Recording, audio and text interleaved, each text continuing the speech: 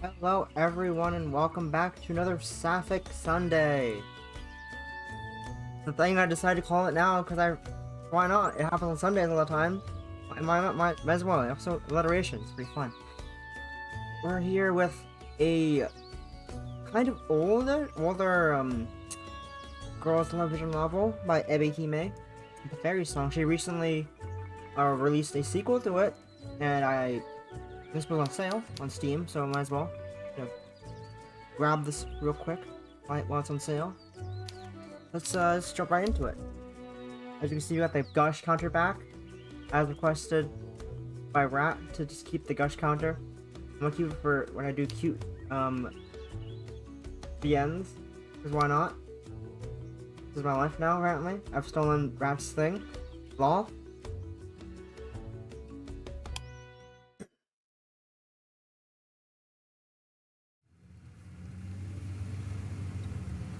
Yay.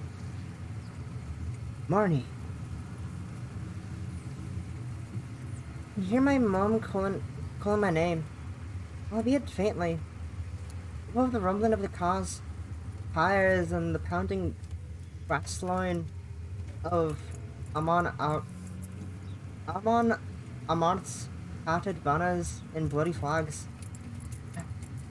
I don't really feel like replying. It's easier to pretend I can't hear. I'm so not in the mood for a lecture right now. Well, Andrew, don't you have anything to tell her?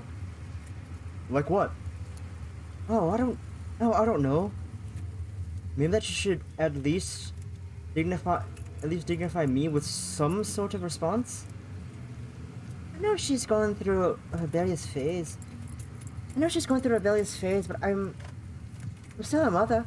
And she should just be a bit respectful, honestly. Alright. I'll try talking to her. Hey, Grismo! You okay back there? Now Dad's getting in on the act too. Great. Dad isn't as neurotic as Mum. She's always on my case after I've had my makeup or my homework or the state in my room. But his concerned queries and awful dad jokes are almost as bad as Mum's constant complaints. I dig my boots deep into my ears and sink down in my seat. I think I'd rather be in Midgard, even if it was burning to the ground, than in this car. I'd probably be cooler there too.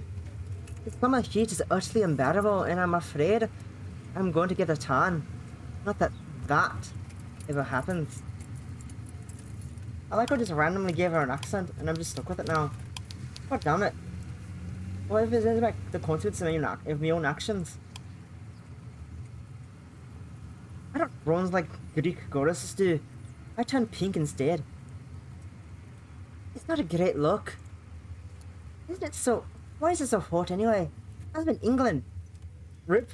I'm not gonna change the accent now, I can't stop now. It's supposed to rain here every day. Winter or summer or winter. Thanks, global warming. I love you too. I should give you a winter accent, but I can't stop it. Okay, you're fine. Okay, you're England. You're English lad. Yeah, that's difficult. Oh, for God's sake. Take those earbuds out, Marnie. You hear that awful music from here? You'll deafen yourself if you're not careful. Beginning. Hey! I pull out an earbud and aim a glare at the back of Mum's head. Amon Amarth isn't awful. They're very talented.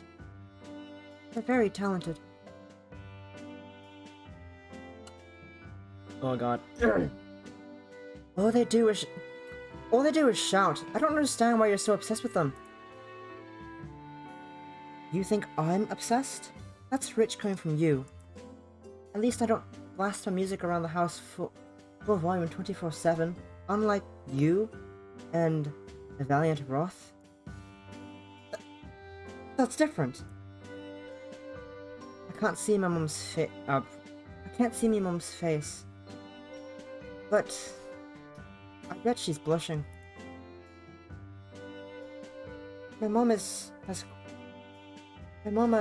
quite a cool, steely exterior, but she always gets flustered about Valiant Roth whenever Valiant Roth comes up in conversation. And the same about Proteus, come to think of it. I think Proteus is a creep myself. He's like, what? 24? 25? Either way, he's way too old to go out with Helena. He's only 16.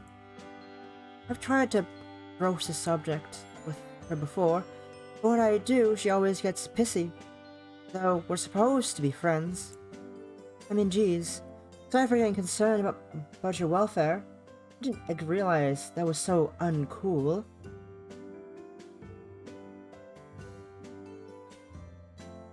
Valentin is talented. Valentin is a talented musician. He's a gentleman too. I simply had to support his newest single. I wanted to break into the top 10. He deserves it for working so hard.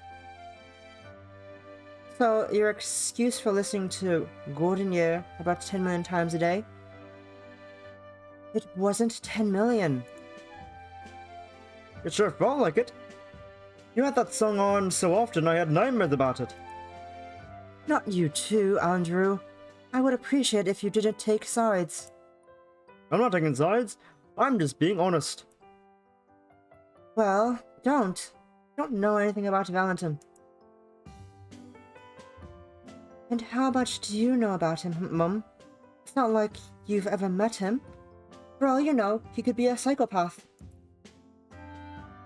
Don't be ridiculous. Of course he's a psychopath. I've been a fan of his since I was a young girl, Marnie. I think I've a better grasp of his character than you do. I can't keep accents straight. Finger guns. Sure, whatever. Don't whatever me. This is important. Important to you, maybe. I yawn and stare out the window, almost folded. My mum always gets like this when she talks about her childhood crush. The precious Saint Valentine. In her eyes, you can do nothing wrong. Though my mum's 46, she often scours the Twitter searching for people who dislike him. She gets into fiery 280 character debates about his personality and his music on the regular. Her lifelong dedication to Valentine Roth is pretty incredible. But it's also kind of disturbing. I guess you could call it pathological. You'd think my mum, being a therapist and all, would be a staunch believer in keeping away from things on the internet that upset you, but apparently not. I hope you haven't been arguing with people on Twitter again, Louis.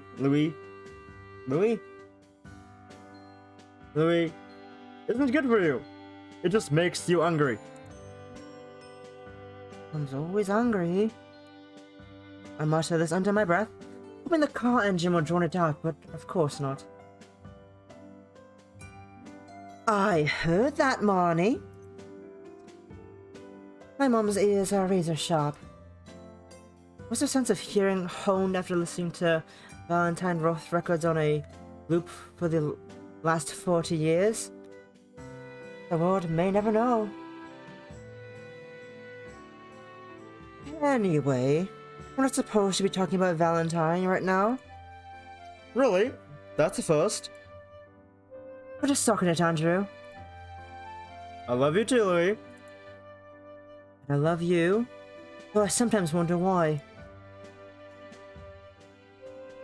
Mom sighs and shakes her head.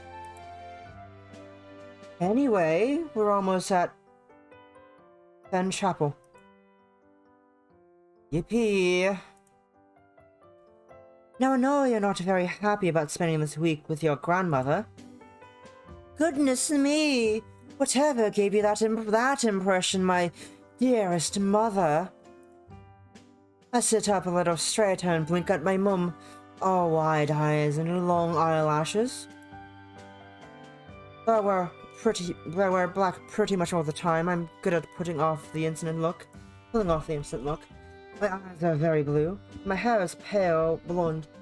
When I was younger, people said I looked like a doll. I'm tiny too, which is probably why me and Dad called me Gizmo. But even my platform boots are... Not even my platform boots are enough to disguise how teensy I am. Some of the teachers at John Woodgifts still think I'm in year 7. It's hard being a goth when you look like Disney's Rapunzel in miniature. Don't be smart with me, Marnie. I'm not smart, Mum. Miss Partridge made that quite clear in my last report. I almost forgotten about the rotten report. I can't believe that thing she said. She gave you such a dressing down. My ineptitude at maths is somewhat legendary, yes? Don't sound so proud about it. You'll be going to 6th form this September. If you get the grades, I hope you'll apply yourself and a little more then. Sure, Mum. Whatever. I wish you wouldn't say that. Let's get back to the topic at hand. I hope you don't want to see Iris, Marnie. But I know you don't want to see Iris, Marnie, but I hope you'll be nice to her. You only have one grandmother, and you need to cherish her. And you only had one daughter, and I don't really feel cherished right now. What do you mean by that exactly? You could have taken me on holiday with you. It's not fair that you and Dad get to swan off at Bordeaux while I'm stuck in Fen Chapel. It's no way to reward me after sitting in GCSEs. Oh, there goes the game. Oh, wow, I was dying. I don't know if you deserve a reward. I never once said you study for your exams. I worked hard on my portfolio. You worked too hard, if you ask me. You were down in the garden shed until 3 in the morning, splashing acrylic paint around. If only you'd put as much effort into English or maths. Don't talk to me about the M word, or I'll choke. Sometimes I wish I could choke you, you cheeky madam. Mum, please. Is that something a therapist should say? I'll say whatever I damn well want to my own daughter.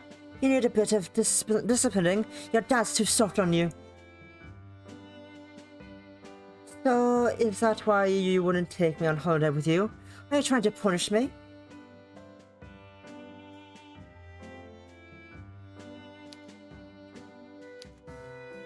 No, of course. That isn't it. We've been through this already. Mom sighs and wipes her brow. It's hopelessly hot in the car. Even with the windows wound down, I can see my mum's blouse clinging to her back. I booked this holiday so I could support Valentine. He'll be performing for the first time since his hip operation, and I want to be there for him. Like he even knows you're alive? He He will know if I'm alive when I ask him to sign my copy of Golden Year. So that's why you don't want me around. Are you afraid I'll cramp your style when you finally meet your childhood crush? Of course not! I imagine it must be hard to elope with the man of your dreams when you've got a moody teenager daughter hanging around. But what's poor Dad going to do while you're mooning about Valentine? Aren't you afraid he'll get jealous? Jealous? Me? Not likely. I am not Lewis's #1 pick when it comes to men, but she married me, and she's stuck with me now. I doubt she'll let Valentine sweep off her feet, even if he happens to propose. My Louis is faithful as they come. Valentine wouldn't be able to sweep her off her feet, not without breaking his back. Isn't he like 200? He's only 73! Only, she says. Jeez. And I thought Protru was too old for Helena. He's got almost 30 years on you, Mum. He's old enough to be your own father. And I so don't get that appeal. He used to be very handsome when he was younger. I'll have you know. More than Dad? Obviously, your father's never once been a teen heartthrob, has he? Oh, Louis. You wound me. Just telling the truth. Mum's tone might be snippy, but I know that's not the full sum of her feelings for my father. She's actually pretty sappy deep down. She and Dad are still all over each other 20 years into their marriage. Her love for Valentine Roth, notwithstanding. I walked in on them kissing on the living room couch more than once. I guess their relationship is kind of cute in a way. At least it would be if I wasn't their daughter. Who wants to see their parents necking? You. Thinking about it is making me feel kind of queasy. If I highly doubt Valentine will propose to me, I'll barely get a chance to speak with him. We packed. His concert sold out in minutes. And if he does... Oh, don't get started on this. It's not happening, and you're not coming on the holiday with us. You had your chance. I did ask if you wanted to come. Remember, you said you'd rather stick a pin in your ears than listen to Valentine live.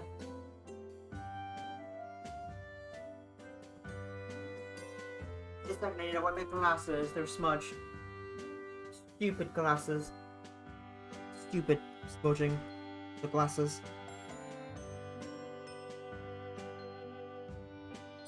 Stupid glasses. Can't do shite about it now, can you? Can't do fucking shit about it. It's crazy what you can do in this life. Anyways. Okay. Yeah. Well, that was before I knew I'd be staying in Friend Chapel for a week. I'd planned to sleep over at Helena's house while my mum and dad went abroad, but Helena and I had that falling out of it. Protros. And on the last week of the school term, he was even worth it. I can't believe she called off our plans at the last minute. What an awful friend. I was literally just trying to help. But Helena got so snotty, and she said she was old enough to look after herself. And anyway, the age of consent in England is 16, and she's basically an adult. That means she can do whatever she wants. So I should get lost. I really don't get what she sees in Part 2. She's a total creep. He might have a car, and maybe he can play the guitar, but does that really make up for his weird name? It certainly doesn't make up for the fact that he's in his mid-20s. Now, Marnie, don't give me that. The situation isn't exactly ideal, but you'll have to grin and bear it. I think it'll be good for my mum to get a bit of company. She's not been in the best of ways since Dad passed. You can cheer her up. Me? Cheer Gran up? I think you've gotten the wrong kid. I'm not Shirley Temple. I'm no Shirley Temple. No, you're more of a Wednesday Addams kind of girl. Mum likes you though. It's been ages since you last saw her. I think a bit of company is just what the doctor ordered. I think Gran needs to see a doctor. She hasn't been nattering about Barry since Grandpa passed. Dad's fingers cling around the steering wheel. His thighs. My dad's just silly, irreverent kind of man. It's rare to see him down in the dumps like this. Mom's obsession with Valentine Roth makes him laugh, but he is uncharacteristically serious when it comes to Gran's declining mental state. I guess I don't blame him. I was shocked when I saw Gran at Grandpa's funeral last year. She'd practically withered overnight. I don't know what people could just shrink like that. It was sad, and also kind of scary. I don't think my mum needs to see a doctor, Gizmo. She's a tough old bird. Eyes aren't what they used to be, and she's shrunk a little, but she can still get around her house all right. Your brother's desperate to put her in a home. He keeps phoning us about it every other week. Yes, well, we all know what Jim's after. No doubt he has our mother's best interests at heart. Dad watches me in the rearview mirror, a sad kind of smile on his face. You don't need to worry, Marnie. Your Gran's fine. I doubt she'd kill over in your company. She's just lonely though. Who knows? If you spend some time with her, it might help. Maybe. But I'm not so sure. Dad's convinced that Grandma's Iris is hunky-dory. He's been pushing this narrative ever since Grandpa Frank's funeral. I don't blame him. I believe him. I don't think I believe him. I don't blame you either, but still. Dad's convinced Uncle Jim wants to oust Gran from her home so he can divide her assets. And he might have a point, but I am a little worried about my Gran. She looks so frail at the funeral. And then there's all her talk about fairies. It just doesn't seem right.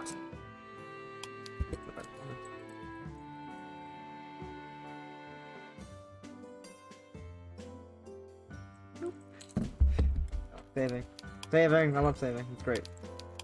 I don't think it's normal. I guess it doesn't matter.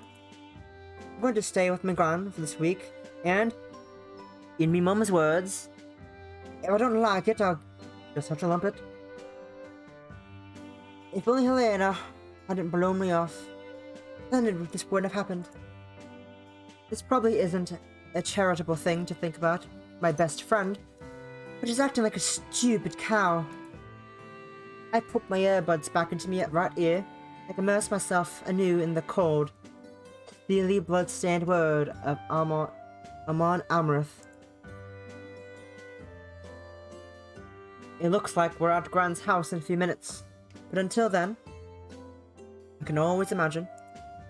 Right now, I want to imagine that I'm anywhere other than Friend Chapel.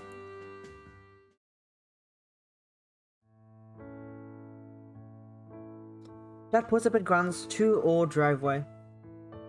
too large driveway, which seemed strangely empty without Grandpa's old Hyundai. Dad hopes Gran sell it off after Grandpa died. She said it reminded her too much of him, and she couldn't bear to look at it any longer. Gran's beat up Hyundai is still there, but I doubt she uses it anymore. Her vision isn't what it used to be, and she can barely grip the wheel with her trembling, leathered fingers. Old age is pretty depressing. She seemed so healthy before Grandpa died, too. After the funeral, she went to pieces. I guess she really did love him.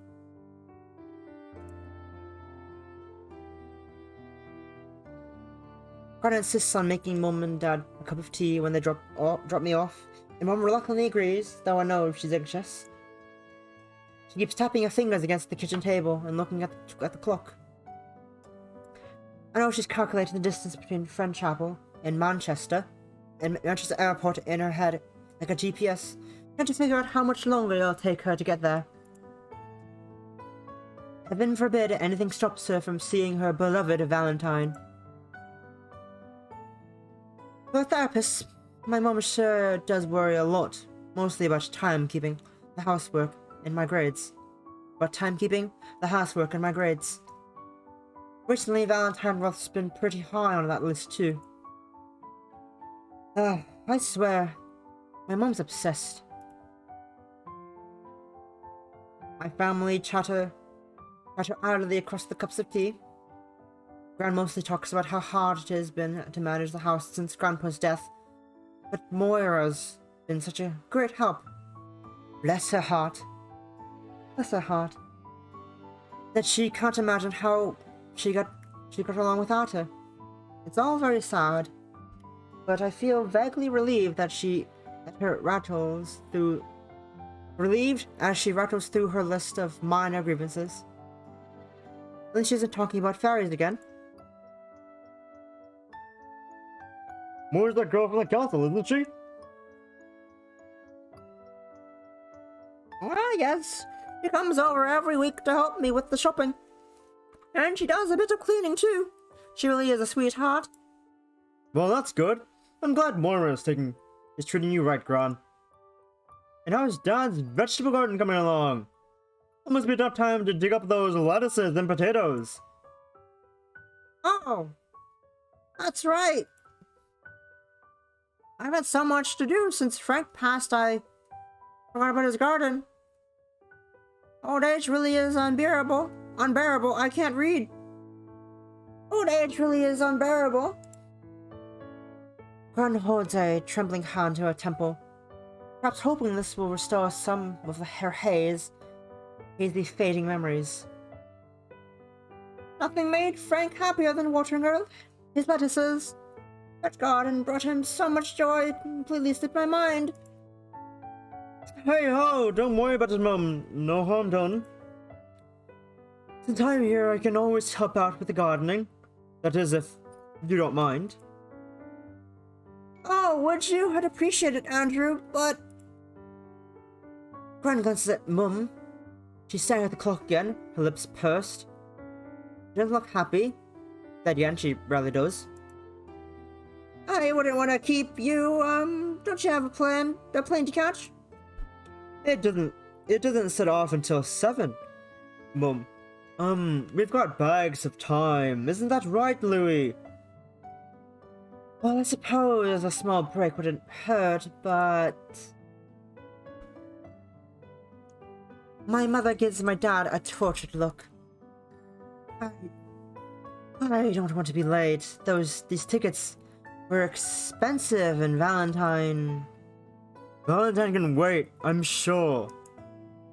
That garden was important to Dad. I'm the one who helped him set it up. I can't let all his work go to waste. Well, when you put it like that, I suppose you've better go on then. Mum crosses and then recrosses her legs, sighing, and as she does so. She might be uptight about timekeeping, and anybody can see how anxious she is to get out of Gran's too large kitchen and back on the road, but she isn't heartless. She is a therapist after all. Looking at other people's problems is part of her job. Gran hasn't been coping well with since Granddad's death. If it weren't from Moira's weekly visits, she'd probably be in an old person's home, as per Uncle Jim's wishes. It should go without saying, but my grandma is really old. It's strange to think about it. It's even stranger to see all that age hanging on her face. Her grey skin drooping as though it's too heavy for her. My earliest memory of my grandma are of a stern, square-shouldered woman with sharp eyes, her grey hair pulled back into a tight bun. But that woman is worlds apart from the Gran I'm seeing right now. She's deteriorated so much it's almost scary. Go and have your fun in Frank's garden. Andrew, I won't stop you. But don't take too long, I don't want to miss our flight. Right you are. Right you are, governor. That took me a second to realize what that word was. Governor. Law. My dad grins rakishly, like a cheeky Victorian chimney sweep, and doffs an invisible cap in my mother's direction. I don't think the real Victorian chimney sweeps were cheeky, though they were probably too busy dying from burns and suffocation to clown about like my dad. What about you, Gizmo? Did you want to come with? Oh, Dad, do I have to? Well, I'll be listening to your mum cataloging Valentine Roth's many accomplishments for hours on end, won't it? Don't be like that. I think the things that Valentine. I think of other things than Valentine, you know. Sure you do, Larry. I do. Mum huffs in the background, but Dad pays her little heed. He grins at me, then says, So what about it, Gizmo? I could sure do with an extra pair of hands. I think the potatoes should be ready to come up. The lettuces and maybe the carrots. There's a whole bunch of tomatoes in the greenhouse, strawberries too. Dad wiggles his eyebrows suggestively. Strawberries? I know how much you love strawberries. Alright, fine. Whatever. I push my glass of pink lemonade to one side and get to my feet, stretching. I've been sitting in Grant's kitchen for less than half an hour, but my limbs already feel like they've atrophied. I can't read English words. I'd be glad to get out of this stifling atmosphere, if only for a few moments. Being on ground now is kind of sad. Her wet hair is horribly thin, and the bun she's got it pulled back in is hardly helps matters. I can see an alarming amount of bright pink scalp when I stand up. Her body, meanwhile, is just as shrunken. Her cardigan is too large, looks like it's swallowing her. I can't bear to be in the kitchen with her another second longer. I'm not a very sentimental person, but seeing my grandmother reduced to this sorry state, it's way too much.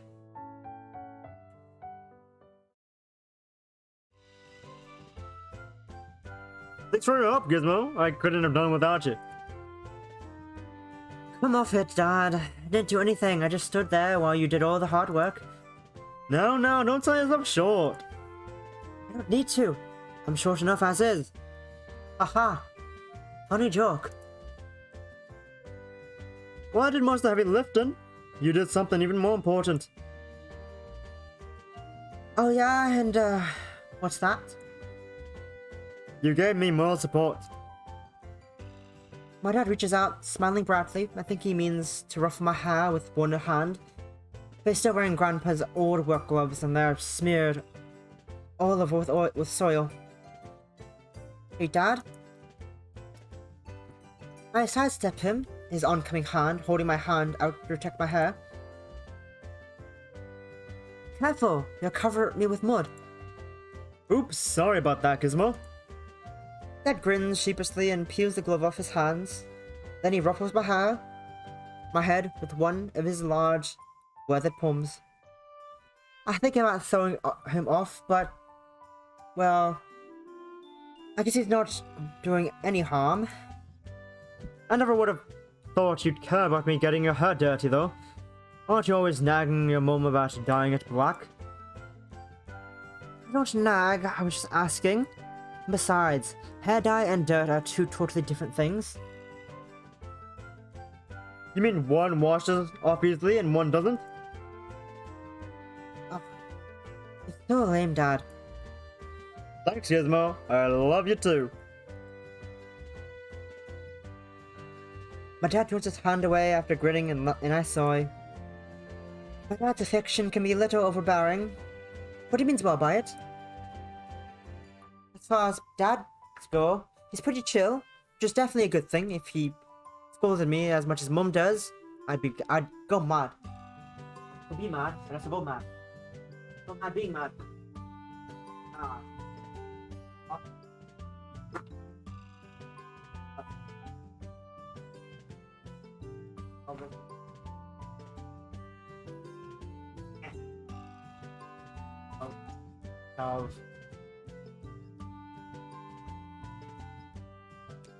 Mum exists in a semi-constant state of stress, but Dad's laissez-faire attitude,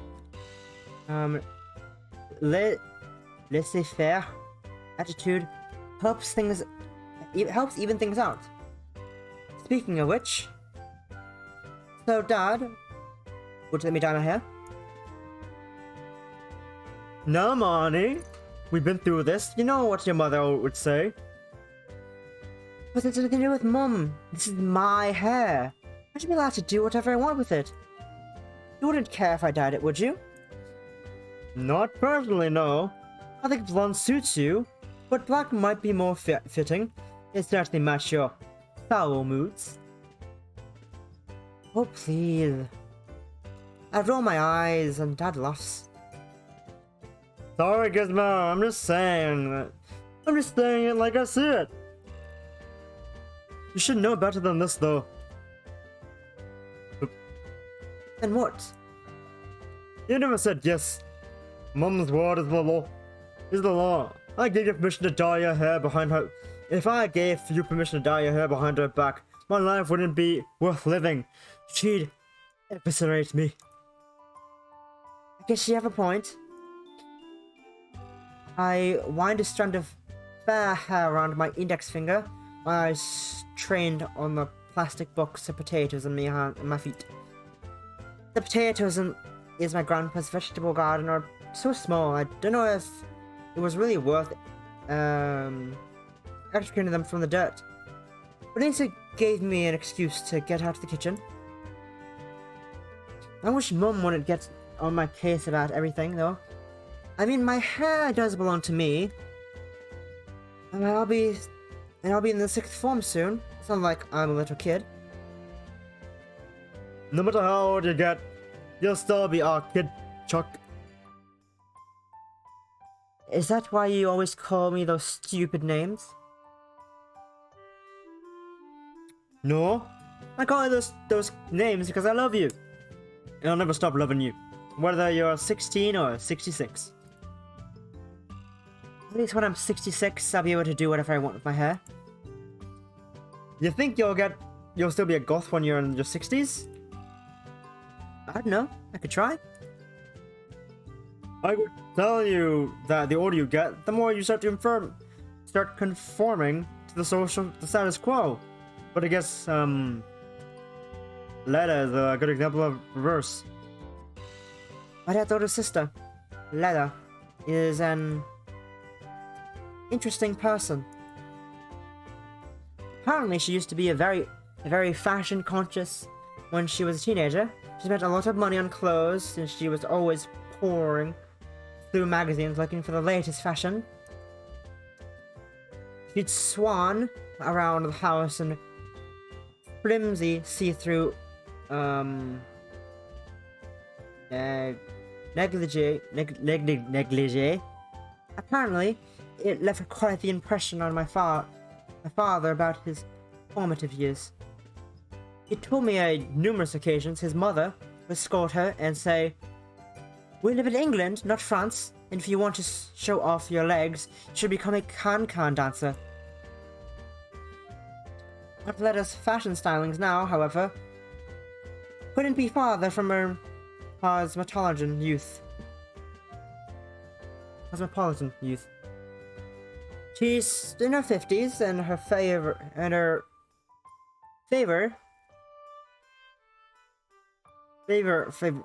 voluptuous robes and she favors voluptuous robes and long gauzy scarves, paired with so many beaded necklaces and bracelets.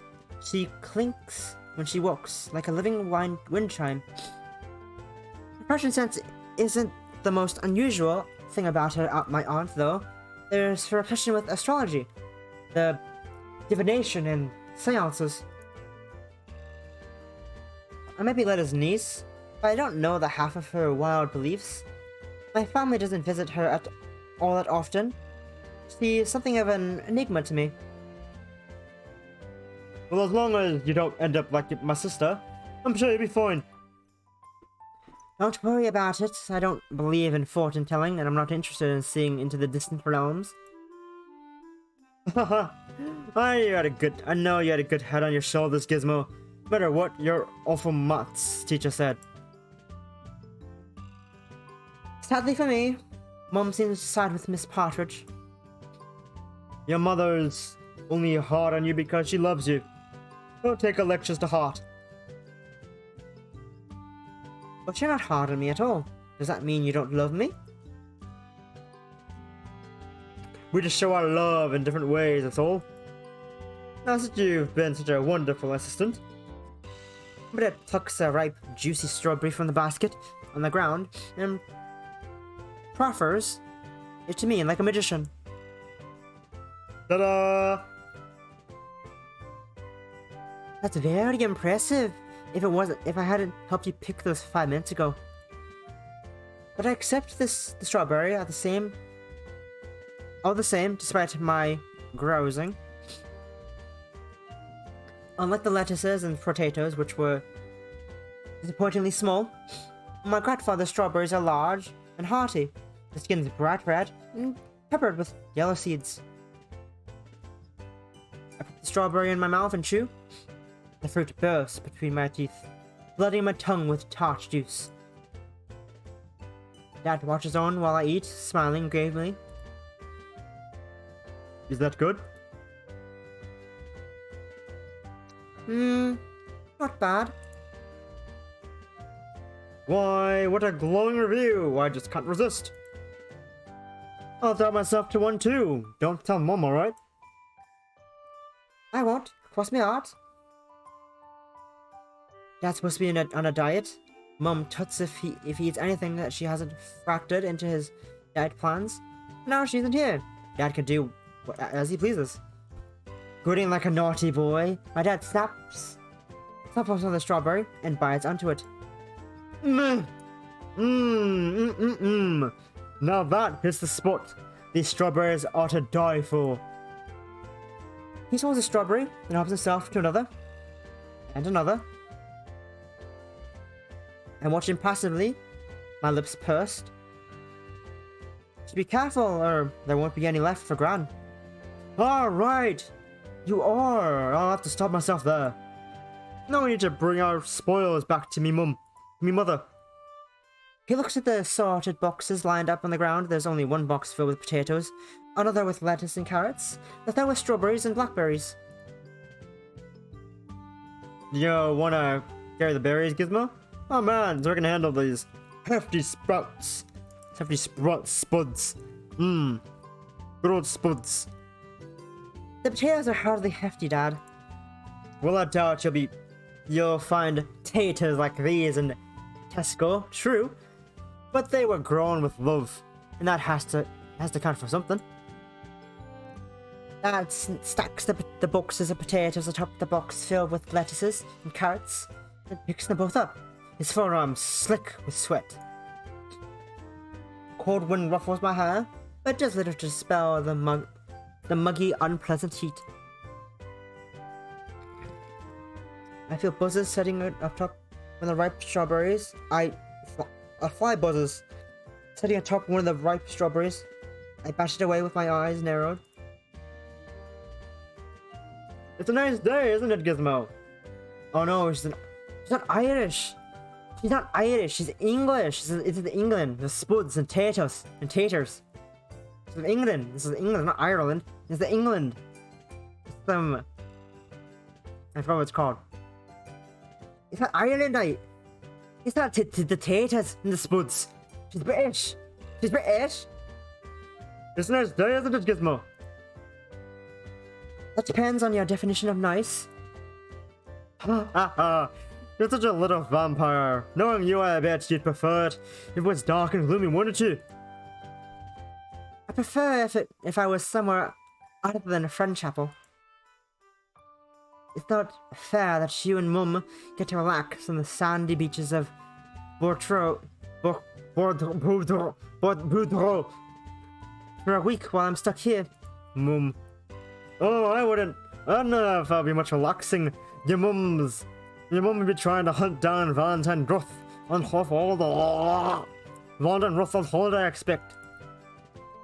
Try to cheer up. I know you don't like Friend Chapel very much. I was born here. That turned out alright. Pip pip stereo. Stereo. It's a bit dull, but you can always go on the walks in the forest, and your grand's not bad sort. And your grand's not a bad old sort, really. Don't you look on the bright side. The bright side. I can try, I guess. But I can't promise I'll succeed. Who wants to spend their summer holiday in Trent Chapel anyways? There's nothing to do here at all. You'd be better to make it up to me, Dad. You'd better make it up to me, Dad. Next summer, can't you take me on holiday somewhere cool? Like the North Pole? I didn't mean that literally. I wouldn't mind going to Germany though. Or maybe Australia. Sweden might be not bad either. That's where Amarth comes from, and like a good 70% of the other bands I listen to on a regular basis. Why does all the musicians come from Scandinavia anyway? Alright, I'll see what I can do next year. Let's all have fun together as a family. Without Valentine Roth got in the way, what'd you say? I smile. I can't help it. I'm not enthused about spending this week in Unchapel. Far from it, in fact. But it's hard to be grumpy when I'm with my dad. I wish I could come with him. I'd even take Valentine Roth over Friend Chapel. This place is too depressing for words. Saving again. Half an hour later, after some griping and anxious clock checking on Mum's part, my parents eventually depart. Dad gives Grandma a hug, and then he promises her to come back soon. Then he gets in the car, Mum following alongside him. I stand on the doorsteps and watch them leave, my grandma beside me. Dad leans his head out the window, just like a terrier, and calls out to us as he maneuvers the car down the driveway. Bye, Mum. Bye, Marnie. Hope you have a good time. Behave yourselves while we're gone, dear. If I come back and find out you've given your grand a hard time, I'll give you an earful. I bet you'll scold me no matter what happens. I watch as my parents' car pivots from the gravel driveway through the trottles out to my grandma's gloomy old home. I watch and watch, my eyes strained against the harsh sunlight as my parents depart on the horizon. Now it's just me and my grandma. I glance at her, look back at me. I'm struck with a sudden, disorienting sense of how small she is. When I was younger, Gran used to be taller than me. She isn't anymore, and that's not just because I've grown. She's gotten smaller. My boots give me a bit of extra height, but I bet it'd be bigger than she is even without them. Now that's unusual. I'm not used to being taller than anybody. Oh, honey. Gran smiles at me as though she's only just seen me. You really have grown tall. I guess, yeah. I try to smile, but it feels forced. I know my smile isn't reaching my eyes. It's not that I've gotten taller. My grandma's gotten shorter. Maybe that's what happens when you live in an out-of-the-way village like Friendchapel. That boasts an impressive population of about 500. Your world will shrinks, and so do you. Gran's life was tied so tightly with Grandpa's that the moment he died, a crucial part of her died too. Now she starts to fade away. Her old house is like a museum filled with antiques. And I guess that'd make her a museum exhibit. Maybe she's like the stuffed animals I once saw in London's Natural Mystery Museum. I turn my eyes away from the driveway. My parents sure as hell aren't coming back. I cast my eyes over my grandma's house. Gran's house, like Gran herself, is something of a relic. It was built in the 1800s, or so, and it shows. The mortar around the bricks is cracking. The ivy festers the exterior of this old house like a veil. It's a warm day, but I shiver all the same. I really want to spend a night here, curled up in one of Grandma's many unused bedrooms. But what choice do I have? My parents are gone. Nobody else. I know nobody in Friendchapel. Until my parents come to pick me back next Saturday, I'm effectively trapped. Treading water, like a sim in a swimming pool, with the ladder removed. Well, this sucks.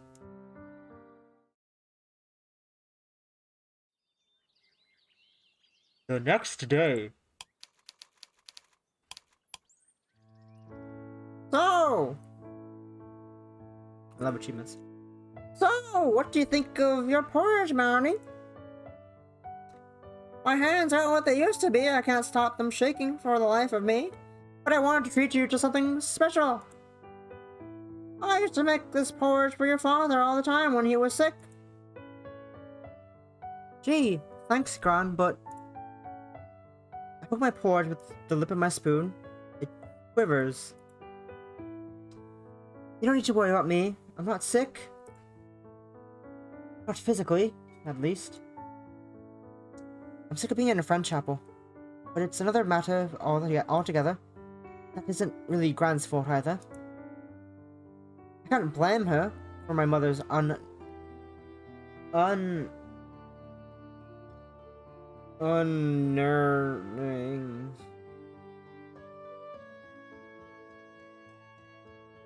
I don't know how to say that word. 40 years obsessed with Valentine Roth. Unyearning. I know you're not, dear, but this porridge should do you some good. I sprinkled it with brown sugar. It's been topped with a few homegrown check fine. Water. Hello, Possum. How are you doing? Welcome. Thanks for the head pats. Thank you. That's 2 up high in the air. Lol. Whoopsies. I didn't realize how high it was.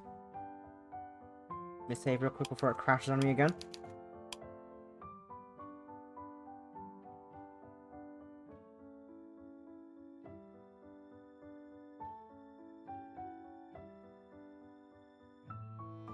I'm trying to get to be a good position.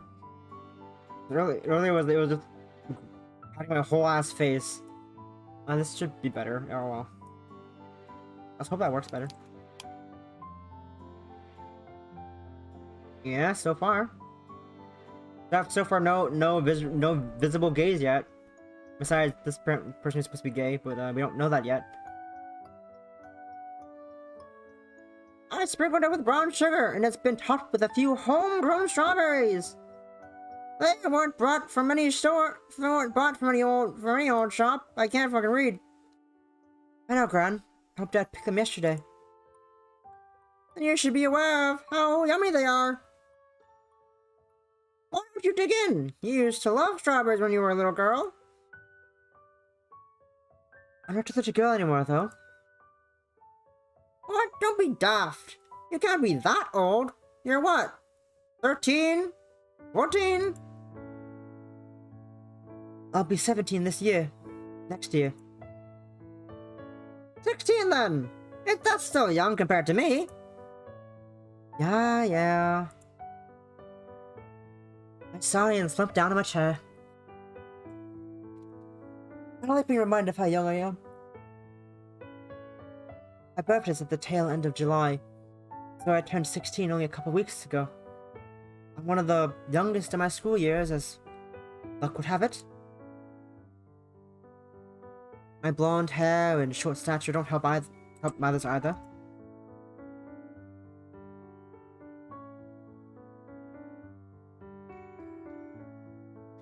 I'm sick of being treated like a baby of my class.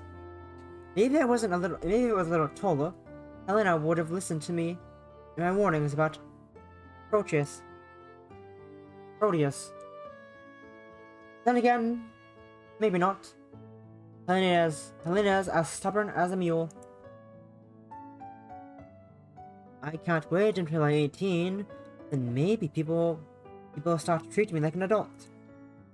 I mumble this plaintively under my breath, more for my own benefit than anybody else's.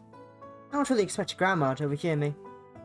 Grant's hearing, like her vision, is kind of on the fritz lately. She has her own hearing aid. They look like the white kidney beans. But she's always losing them. What are you in your back? You were never here, Bruno. You were never here to begin with, Bruno. Don't lie to me.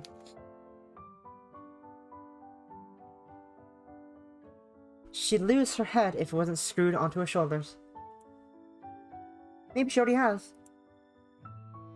My grandma, however, must have some early school mistress day in her. Used to be an English teacher. Because her one sellout ears are able to catch my mutinous mutter. Now, dear, I wouldn't be certain about that. About what? But you didn't say anything though, Bruno, so you were never here to begin with. Pixar didn't happen. That you'll magically become an adult when you reach 18. Life doesn't work that way. The world is a mysterious place after all, and you've hardly made a mark on it, yet you still have so much left to live for, and so much left to learn. You mean about fairies? I want to retort, the words already on the tip of my tongue.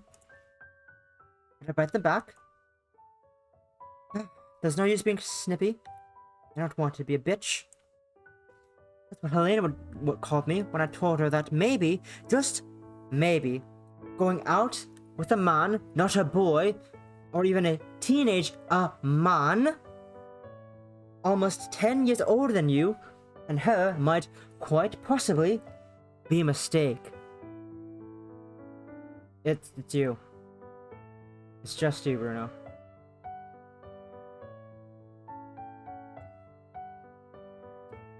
Besides, no matter how old you get, you'll always be my cute, young granddaughter.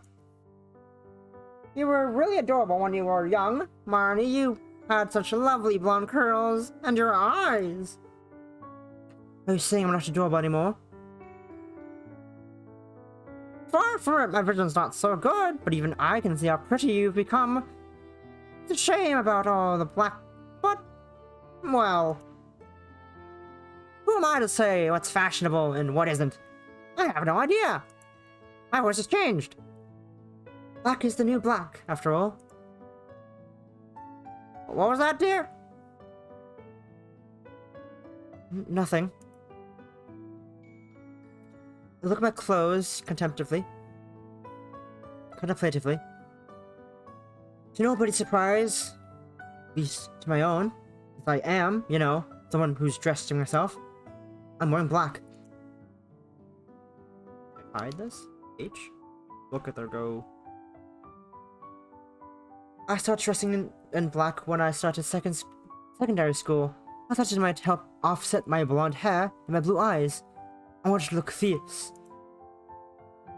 But my school has a rotten uniform, worse look, and they demand white shirts and grey blazers, make me look younger than ever.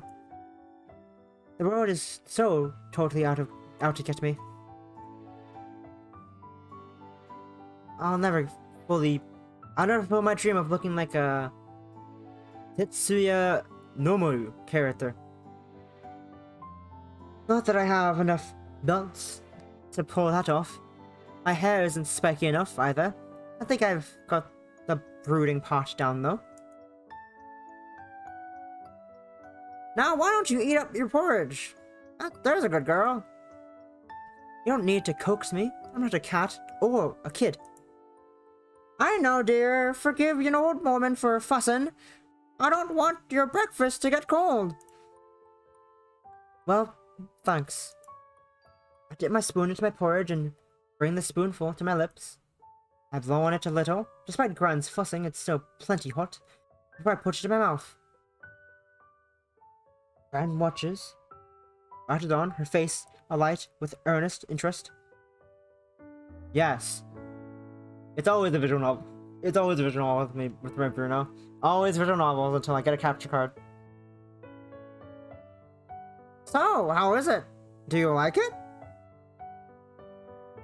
It's a bit sweeter than I'd like, but it's not bad. Don't you like sweet things, Marnie?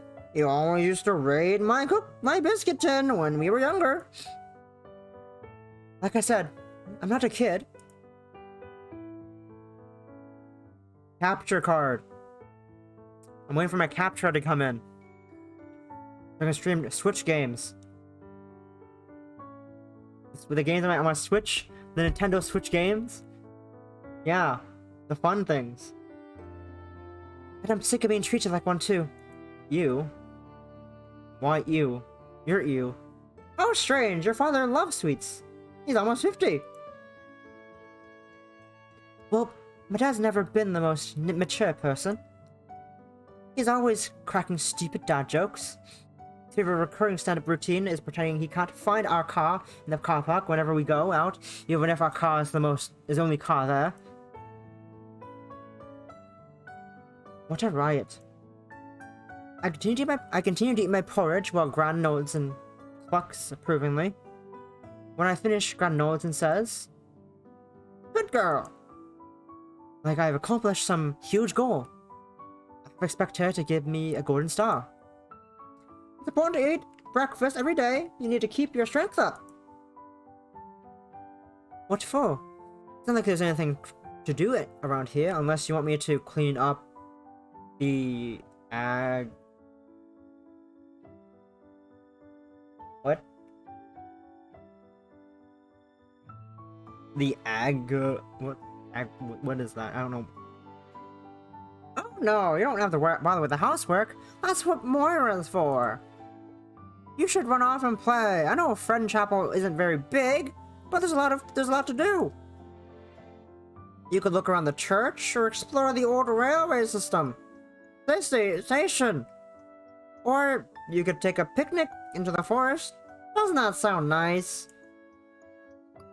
Wow, sounds amazing. doesn't it? I love exploring the forest with Frank. I loved exploring the forest with Frank. He was an avid bird watcher. He taught me how to cry, just like a blue tit. That's better than being a tit, I guess. This time, Grant doesn't hear my, mutest remark. Thank goodness. Do you know much about birds, dear? I can't say I do. But there's always time to learn. Friendchapel Forest is rather popular amongst people with keen eye for avians. There's woodpeckers in the spring and cockatoos in the summer. There's a lot of interesting guest sites if you keep your eyes peeled. Maybe you could take one of Frank's old guides with you. It'll teach you how to identify all sorts of birds. Maybe another time, Gran. Are you sure? I'd rather you put his things to good use instead of them getting dusty in his old office.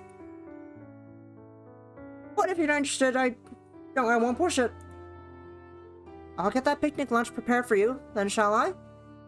I need to use up those strawberries. I have some of Moira's lovely bread too. She makes it herself, you know. And cheese and maybe some chocolate biscuits. Sure, Gran. Whatever you want. If preparing lunch for me will make her happy, I don't mind. I can't pretend I'm all that stoked about wandering around Friendchapel though. But at least it'll be better than staying inside my grandma's two-lodge house, slowly suffering. Everything that happens in Friendchapel is slow. The nearest motorway is miles away, and the nearest city is even further out. But to Tesco, it takes a good 20 minutes. What a sad, secluded village this is. It's little wonder my poor grandma is starting to lose it. The forest is about the only interesting thing here, other than the overgrown, disused train station. But you better be careful in the forest, though, Marnie. Ah, here it comes. All kinds of creatures lurk among the trees. I'm not just talking about the woodpeckers. I've heard things in the forest, Marnie. Things no human should ever be privy to. Are you sure it wasn't an animal? I'm quite certain. I've lived in the countryside all my life, and no animals can sing like that or speak. The creatures that live in the forest are more intelligent than you or I, and they're not listed in our Frank's books. Any of Frank's books? Nobody else in Friendchapel knows about them, but I do. I heard them. They're as real as the chair we're sitting on. But how do you know that you've never seen them? If you've never seen them, I don't need to see them. I've heard them, and that's more than enough.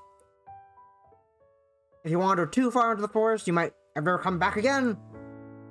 The Fae folk will keep you locked away within the woods and send a changeling back in your place to assume your name and live your life. A changeling? Changeling, Gran. I sigh. I've heard of warnings about the Fae folk before, but never these so-called changelings are new. Wherever do you come up with all these things? Have you been watching too much TV? This is nothing they'd show in the television. This is the truth that they won't want you to hear. So we've skipped past fantasy stories and gone into conspiracy theories. I would ask Gran if she's perused through that side of YouTube lately, but I keep quiet. My grandma might be able to spot a blue tit from House Martin, but she can't even turn on a computer, let alone use YouTube. She should be safe from all the maniacs online who posit flat Earth theories as a real, valid science. But just be careful, dear. You don't need to believe what I'm saying. Lord knows nobody else does. I wouldn't have believed me myself until last year, before Frank's death. Grant sighs. Worse is I'm imagining things, and my father and your father says I'm still in shock after Frank's death. But I trust my own judgment, and it's telling me there's strange things afoot in this village. You can't scoff at me like you can scoff at me all you like, dear. You can dismiss my words as the ramblings of an old, lonely woman. It wouldn't bother me as long as you heed my warnings. I just want to keep you safe. Now, do you promise you'll be careful? Grant's eyes blow into mine. Her expression is intent. Her expression is intent and impossibly enforced. Focused. Like the sharpened blade of a knife. I can't look away from her. I don't want to let her down. I don't believe in fairies, but... Alright, I'll come back safe, I promise.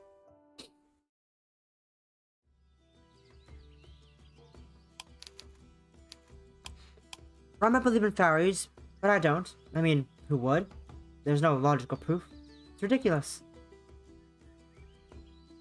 Ms. Partridge always gets on my case for my poor attitude for rats. But I'm not completely stupid. Even I know fairies are a load of bunk. It might be kind of nice if my grandma was right, though, and fairies really did exist. Then I might have something in Friend Chapel to keep me occupied. Friend Chapel is a painfully small, boring village.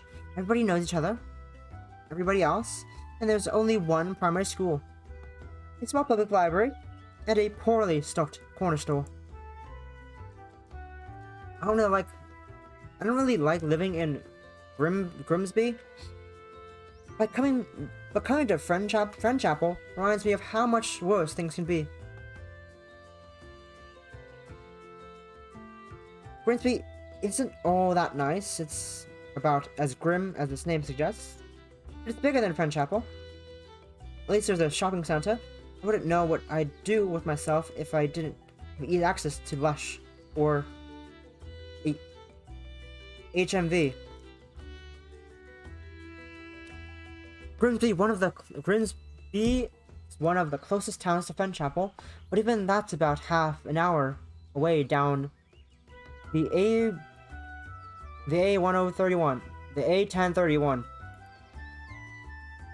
And if you're wondering how I know that, I have most of the roads in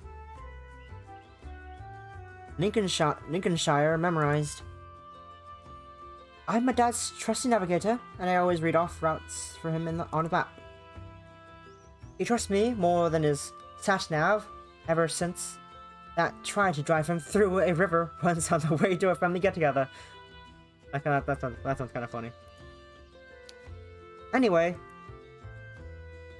Grimsby might be grim. It doesn't help that everything's dirty and smells faintly of fish, but Friend Chapel is almost utterly nondescript. There's absolutely nothing to do, and if you want to go back to the civilized world when you get here, forget it. There aren't any trains, and there are only a couple buses that run at irregular times over the pitted countryside roads. If you can't drive, you're stuck here for good. So my parents come back to pick me up next week. I'm basically trapped here. My chapel is so closed off, with fields and vegetation and trees everywhere. I've always thought it'd make a great setting for a horror movie or maybe a detective drama. Grant's house, in particular, would be perfect. It's particularly laid out like a Cluedo board. It's big, like I said, so there's plenty of places for a prospective killer to hide. And it even has a billiards room. Grant's house was originally Friend Chapel's village hall back in the 1800s, or whatever. I don't know precisely how old it is. Parts of it have been rebuilt after it got damaged in a fire around the turn of the century. The last century, I mean, but but I think it's a good 200 years old. 200 years old at least. One of the fancy glazed windows in the kitchen even has an inscription scrawled into it by one of the previous owners. This fancy cursive font picking out of the glass reads Elizabeth Bradshaw, 1891, Bradshaw. You know, house has history when its graffiti predates both world wars. I guess Grant's house is kind of cool in that respect. If only its old wall could speak and share its secrets with me.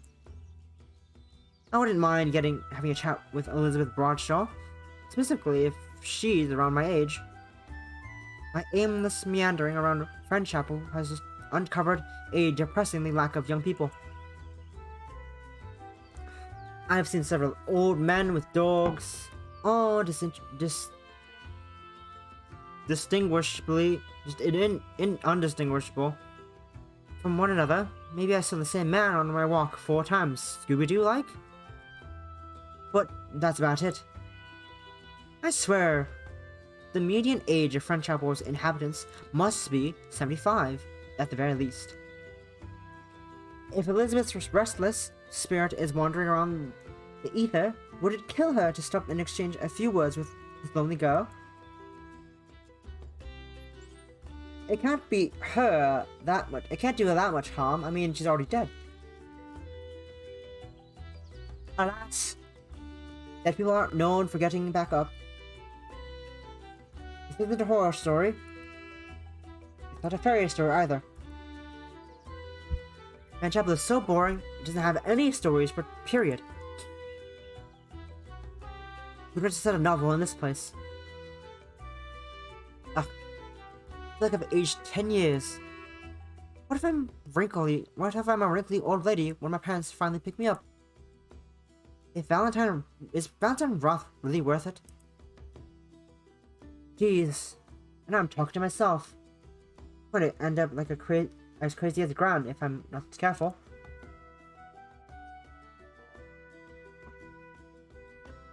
With one foot after the other, my arms outstretched as I attempt to keep my balance on the railway track. Friend Chapel doesn't have a working train station, but it used to. The train connected Louth and Grimsbury. It ran right through Friend Chapel. I guess the line didn't see much traffic, because it was closed shortly after it opened. The station's long since fallen into disrepair, and the rusted old train tracks are overgrown with moss. Walking along these tracks is kind of fun. In a way, the trees let me get thicker, and with every footstep, it feels like I'm walking on into the unknown. But that's just an illusion. I know exactly where the disused line goes. First passes by the old station house, and the track gets subsumed by the forest.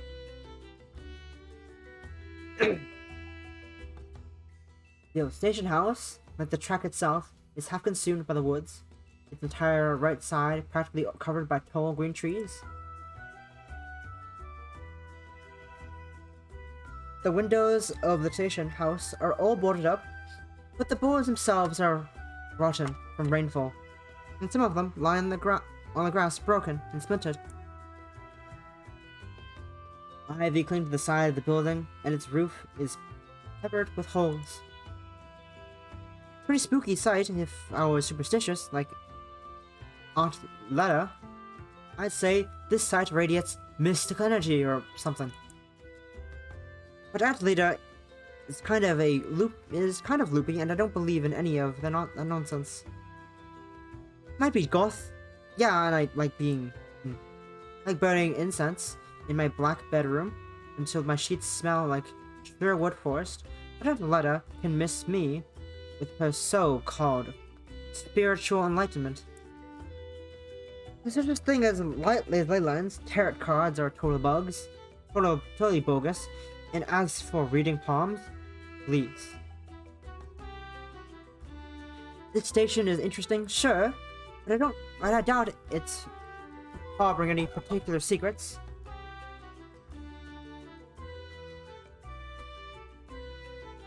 something else.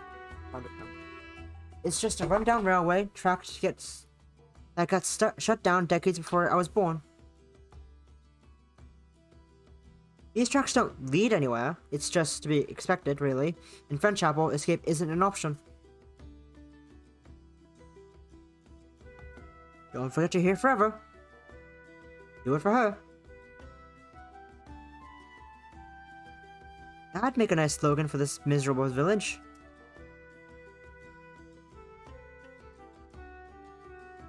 I wonder if it'd bring any tourists.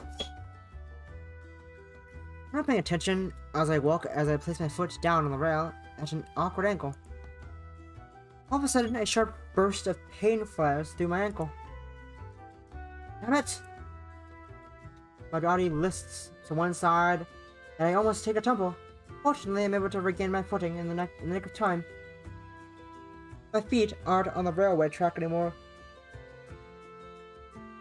Now they're back on terra firma. I sigh, brushing a few strands of hair behind my ears. The road was supposed to be my safety line, the forest floor boiling lava or salty water filled with sharks. You take your pick. For the rules of my own game, I'm long dead. Guess I'm like Elizabeth now. I didn't know being dead would help. I didn't know being dead would hurt so much. My uncle's killing me. Stupid train track. I hit the track with my good foot, and then wish I hadn't. Ouch! Son of a... My right ankle's smarting after twisting it like that, and now my left foot's down to ache too. I hope I haven't broken anything. I wiggle my toes inside my boots. They seem to be working as intended though. I feel unpleasantly numb. I limp away from the train tracks, hoping to put my shame behind me.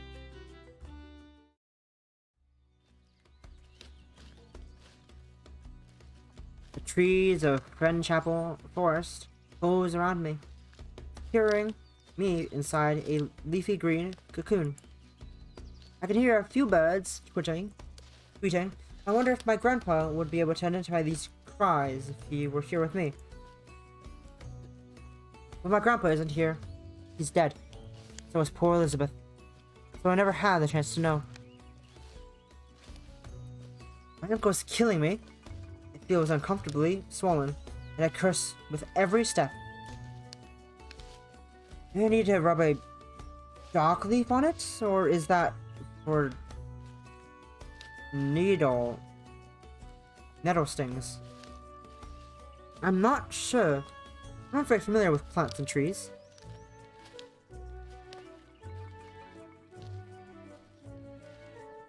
When I get older, I'd like to move more. When I get older, I'd like to move to a city. Not a grimy, pokey town like Grimsbury that smells of fish, but a real city with towering buildings and huge shopping malls. London would be ideal, but I wouldn't mind Manchester either. I'll take anywhere as long as it's far away from Friendchapel as it's possible.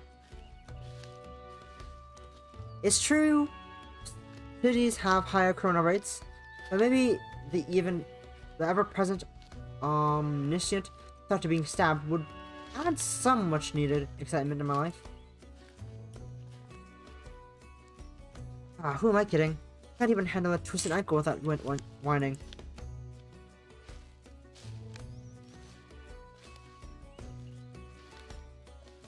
I guess I better sit down for a bit.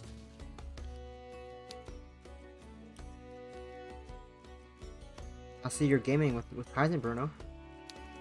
I wipe a bead of sweat from my brow, then sat down the wicker picnic hamper Grandma gave me. I'm not really hungry. It's only been a couple hours since breakfast, and my porridge is sitting inside my stomach like a lead weight. But at least eating will give me something to do. While I'm at it, I can nurse my throbbing ankle. It's called multitasking, and I'm very adept at it. Go me! I spread Grand's tartan picnic basket on the forest floor. I'm not sure how old this blanket is, but it's kind of ratty, and it looks like a bit threadbare. I wonder if Gran used to take my dad and my myriad of aunts and uncles on picnics with this ragged blanket when they were kids. This whole thing might have seen 3 generations of Lennox family buttocks. Does that make this blanket a treasured heirloom? How much would it fetch on the Antiques Roadshow? Probably not a lot. I bet Elizabeth's autograph was worth more. But a girl can always imagine. I deposit myself down on the blanket with a dull thud.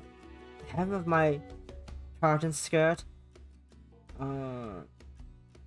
perilously short and rowdy, it tucks up with my waist, but I pull it back down. Not that it matters. I'm smart enough to wear leggings, and it isn't like there's anybody in the forest who can sneak a peek at my thighs. Luscious though they are, just kidding. Like the rest of me, they're kind of spindly. Who's going to care what I look like? The birds? I'm sure the fairies in my grandma's imagination would be tutoing at my tiny scrap of a skirt. What a shameless hoyden. But I'm pretty good at ignoring the negative whispers. It's even easier when those whispers aren't really real. I dig into the picnic camper, ready for an early lunch. The food's pretty typical, I guess. It's about what I expected from my grandma. There are cheese sandwiches, a piece of pork cake, pork pie, a packet of salt and vinegar, crisps, my favorite, and a Tupperware box full of fresh strawberries. There's even a sealed pot of cream to pour over them and sugar. Friends really pull out all the stops.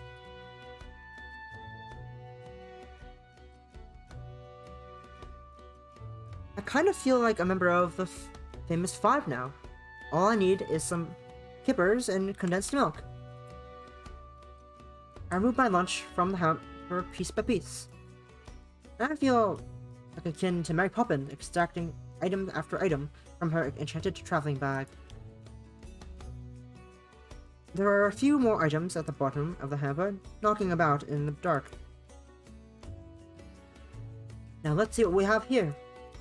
There are 2 apples at the bottom of the hamper, a bottle of Evian water, and... a small wooden box. I put the box in the picnic hamper and turned it over in my hands. The box is rather small, it feels cool to the touch. Bit of smooth wood. What kind I couldn't tell you. But it's sealed with a silver clasp that shimmers in the sunlight. The surface of the box is decorated with a few carved flowers. It's a simple, understated design. No, it's not quite my style. It's kind of pretty. It looks like something you'd find in a fairy tale. The box the evil stepmother wanted to keep Snow White's heart in. My frown deepens. It does look like something you'd put Scotch eggs in. If I had to hazard a guess, I'd say it's a jewelry box. It looks old, the corners are scuffed, and the carvings are chipped. I wonder how long Grant's had it. I give the box a rattle. The thing inside clinks. Sound barely audible above the chirping birds and whispering trees. There could be a ring inside the box, or a brooch, or maybe a pair of earrings. I don't think they're really seriously a human heart, but why'd Grant give me this?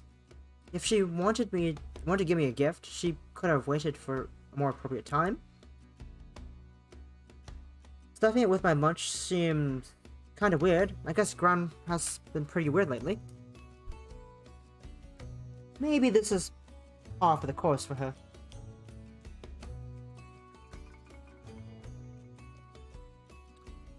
this box looks kind of expensive. I wonder if she put it in here by accident. Potting must decide the box back into the picnic camper like a nesting Russian doll. Out of sight, out of mind. Another, more inquisitive part of me, however, wants to see what's inside it. Maybe there's a real fairy trapped in the box. Just kidding.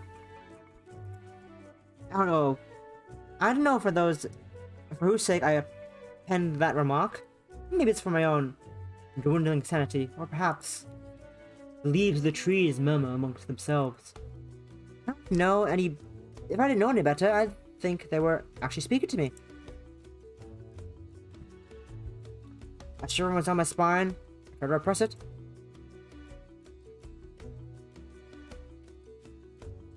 Stop being stupid. It's only a silly box. Just open it. And so I do. A twisty silver clasp clicks open with an unexpected ease. Then I push open the window and lid. Not sure what I'll find inside exactly, but... Oh, I see. In the end, it's more or less what I expected.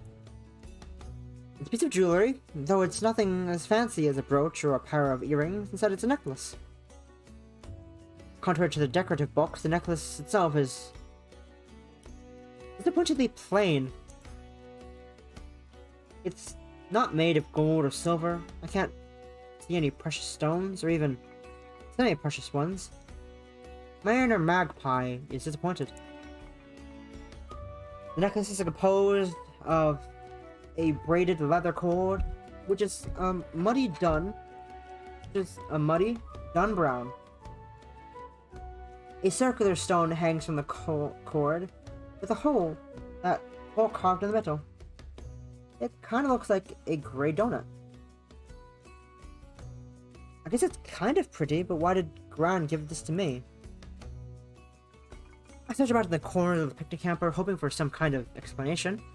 Luckily, it wasn't long before I unearthed the final pieces of the puzzle. A letter. I draw the letter from the box. My name is written on the envelope in my grandma's handwriting. I open the envelope and slide out the letter. My eyes dart over Gran's spirally cursive. Her letters are tremendous, tremulous, and hard to pick out. But I think I understand the general gist. So this necklace is some kind of family heirloom? No wonder it's in a box that looks so beat up.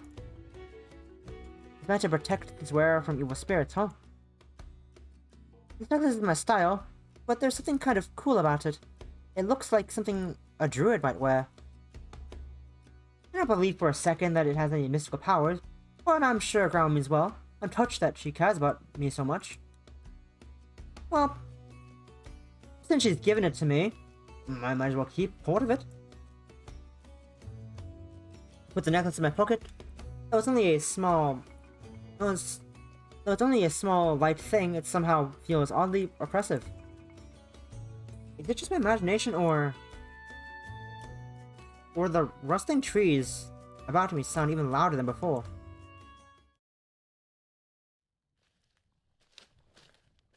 After lunch, I resume my aimless wandering through the forest.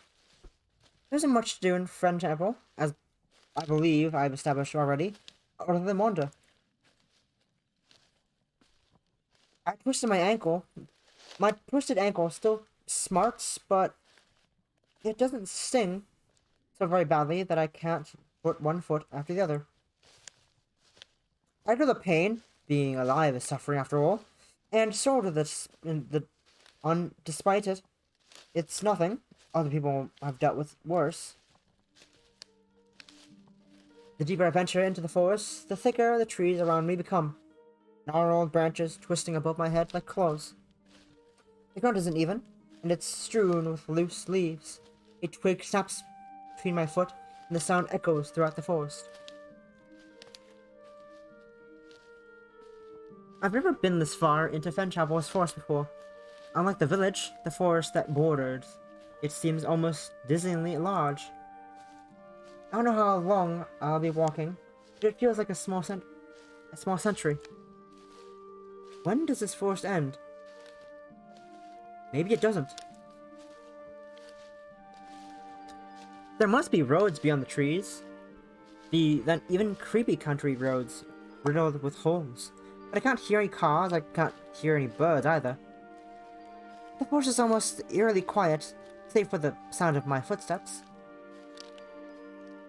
Maybe I should go back. It's not like I believe in fairies, of course I don't. But this forest is more expansive than I first thought. I don't want to get lost. For today, I would have scoffed at the mere idea of getting lost in Fen Chapel. But now I've ventured this far, I can see I might have been a bit too hasty. I turned ready to retreat, but... That's weird. I don't remember passing that tree stump. And I certainly don't remember that blanket of pale blue flowers. When I strain my ears, I can hear above all the encompassing silence the faint sound of running water. But there isn't a lake nearby, is there? I didn't see one during my walk. What's going on? I turn about on the spot, trying to get my bearings. It feels like I'm playing a game of blind man's bluff. I'm not blindfolded, but I might as well be.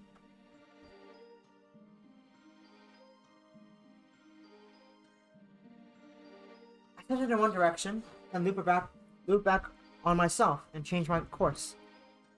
No matter which point of the compass I turn to, however, I'm faced with yet more sights I don't remember. Did I really come this way? Where am I? I cast a wary eye at the strange flowers. Blue bells, I think they are. That must have sprouted behind me when my back turned.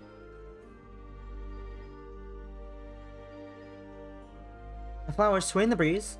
The same breeze catches at the hem of my skirt, so the black tuffle cool beneath dances. It's supposed to be the middle of the summer, but for some reason it feels incredibly cold. Hey, you guys? Look at the curious flowers from narrowed eyes, hands on hips, a classic "can I speak to your manager" pose. You know where I am? It's a long shot, flowers can't talk. Any sensible person even knows that, they can't talk.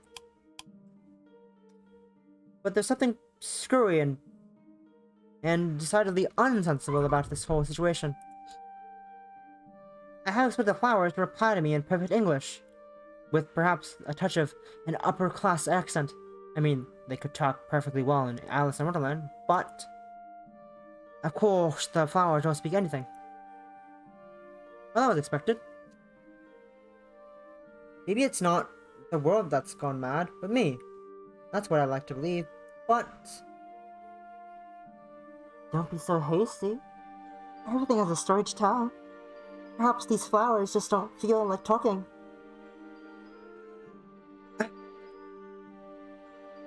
I whip my head around. Although it was faint and distant, nothing more than a whisper. I'm sure I heard something. What is it? Who's there? Now, is that any way to ask a question? The voice, it really is a voice, called out to me from behind the trees. Or perhaps the voice is lurking inside the trees. Beneath the earth? Upon the air?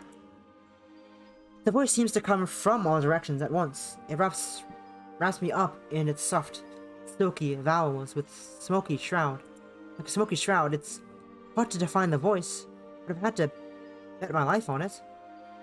I'd say it probably belongs to a woman. Maybe it's a mature woman. But would an adult skulk around the trees trying to terrify an innocent, unsuspecting Goth? It seems unlikely. This whole situation is so unlikely, I can feel my temper boiling over. Who are you up to? Who are you to please my tone? I don't give a damn about what you think.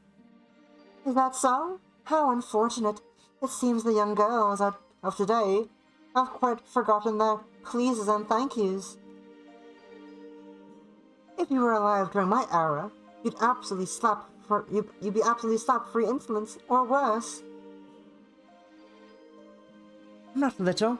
I'm not that little. I'm 16, damn it! Now tell me who you are.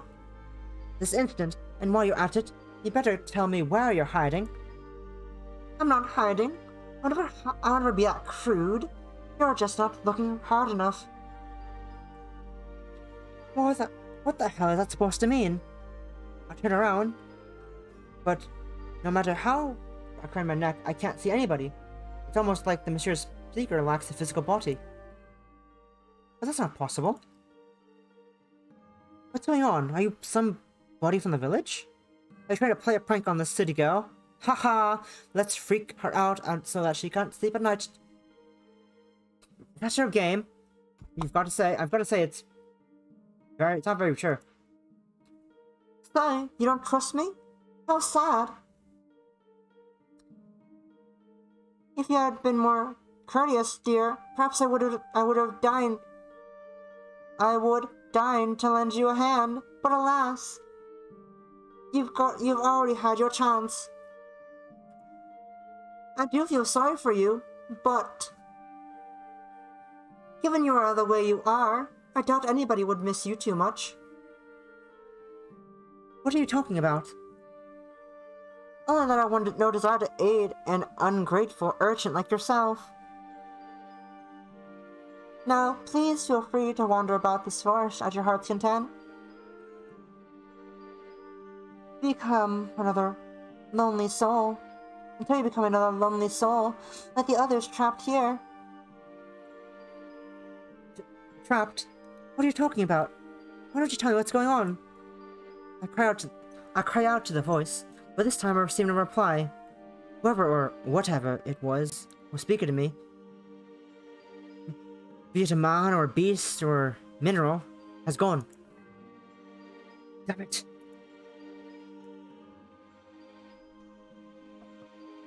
I feel like kicking heads off of these bluebells is a revenge, but I resist the urge. That's not going to help anything. But what is? I don't know how deep I am in the rotten forest, but it might take hours to escape. How am I going to get out of here? How will that creepy disembodied voice give me any real advice? Sum up you were. You could at least have said your name. I don't deserve that much. My groaning, as I imagined, is met with silence. Damn it. This has got to be some kind of joke. What am I supposed to do now? I breathe in, trying to quell my fiery temper. I can feel my heart knocking against my ribs. Far louder than it has any right to. Though I don't want to admit it, I might, quite possibly, be a little scared. Wait, what am I doing? I'm gonna pull up Google Maps. I took my phone out of my pocket and turn it on, and it's just fine. It reaches to connect to the internet, but I'm not sure I have data left. What's going on? I pitch around with my phone a while, to no avail. I can't get Google Maps to work.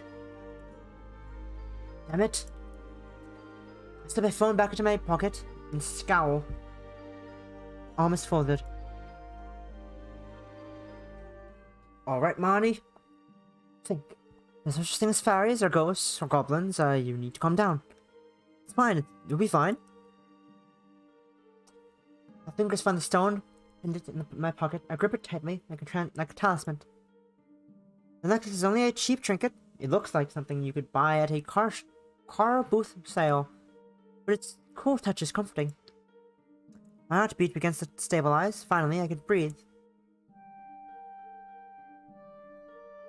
Somebody's playing a prank on me.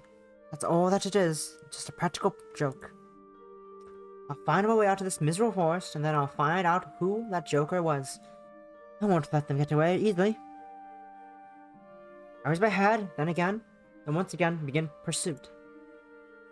I'll find the way out of this forest even if it kills me. Then I'll tear out their hair. It's the least they deserve. Nobody who pisses me off gets away with it. I might be small, but I'm pretty handy with my fists. I won't go down without a fight. What the? Am I really seeing this? I glanced about my surroundings, my lips pursed. So my ears weren't playing tricks on me. There really is a secret lake buried deep within the depths of the forest. But that doesn't make any sense. How couldn't there be a lake here? Nobody's ever mentioned it before. I wonder why. I went to my grandparents' house a lot when I was younger. Me and my cousins would play on the disused train tracks and hide behind the felled trees in the woods. I was the youngest of my cousins, but I was the bossiest and the loudest. Beach episode time? No, fair, not beach episode. This is not the beach episode. We haven't already met the knight yet. We haven't met the cute sleeping knight yet. I was the youngest of my cousins, but I was the bossiest and loudest. So everybody listened to me. Ruby and Pearl, Aunt Allison's twin daughters, would cower shyly and ask if it was really a good idea to wander so far into the forest. But I remained resolute. We're just into an adventure. We won't find any good hiding spots if we don't go a little deeper. Grant warned me not to go too deep in the forest, but she never said anything about a lake. Surely she should have said something. Don't go too deep into the forest, girls. You don't want to slip and fall into the water. Climbing by the lake can be very, very dangerous, you know. It's deeper than it looks. A lake, regardless of its width and depth, is far more of a tangible threat than fairies are.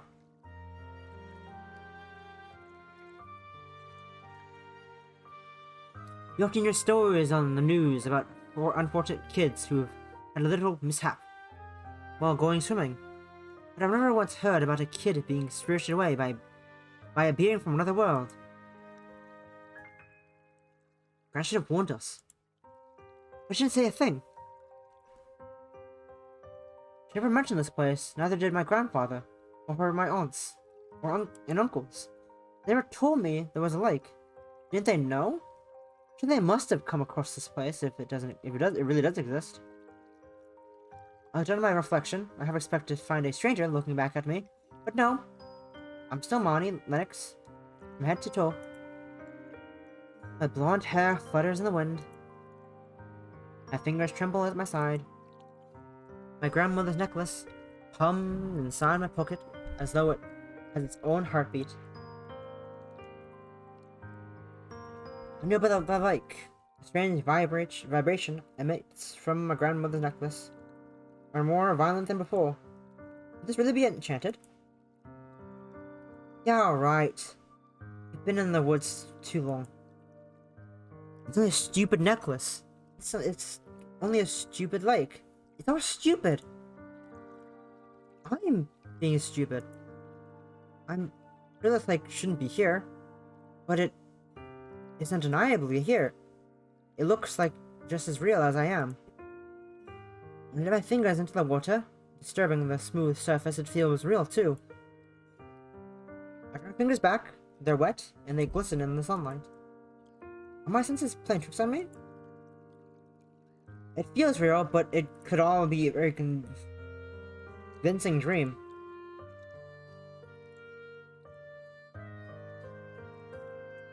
If possible, I wanted to tear back the veil of a mystery surrounding this clearing.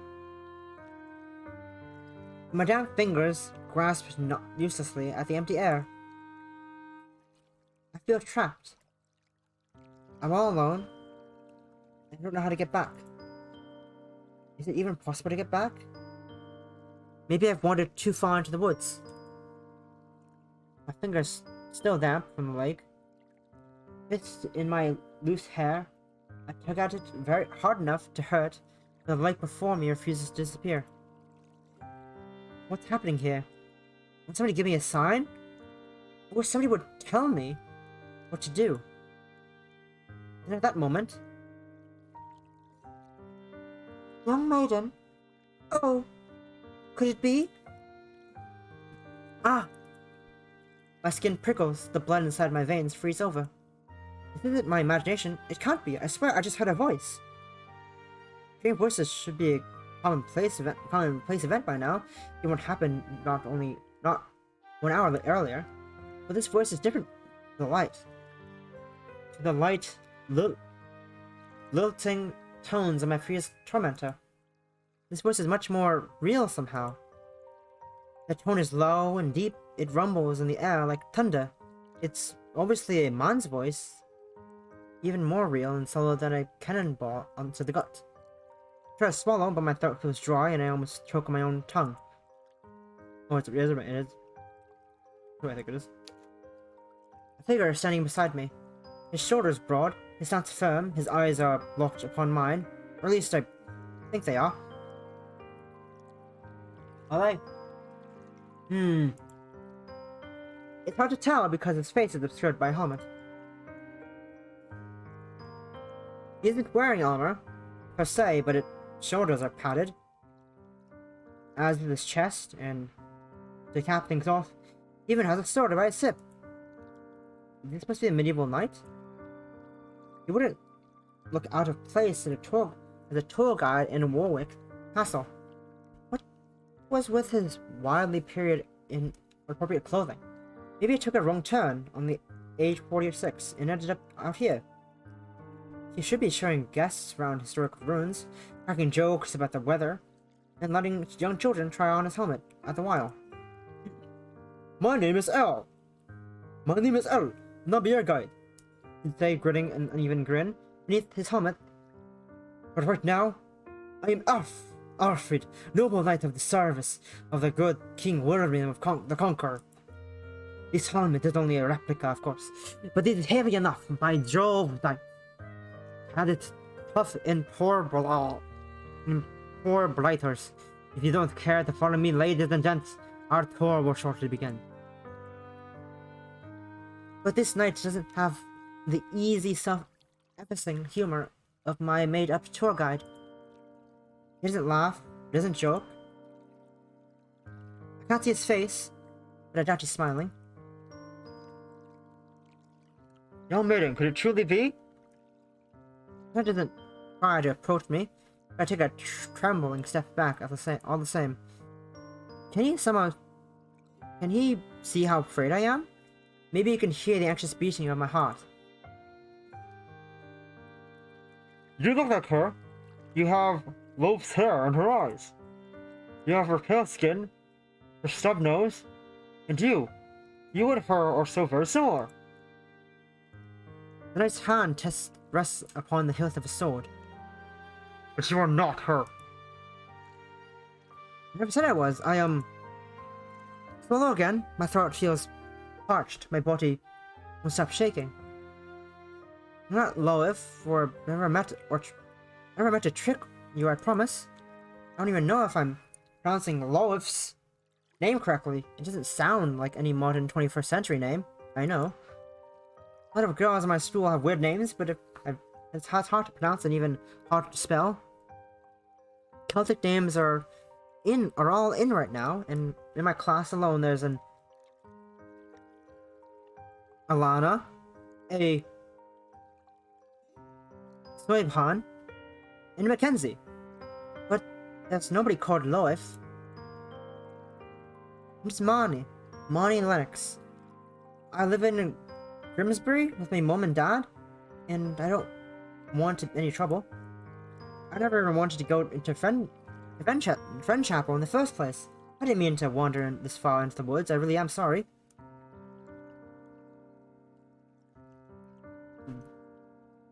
What do you mean, Pog? What's wrong? What do you mean, VA Pog? The knight observed me silently for a few moments, his fingers resting upon the hilt of his sword. Marnie?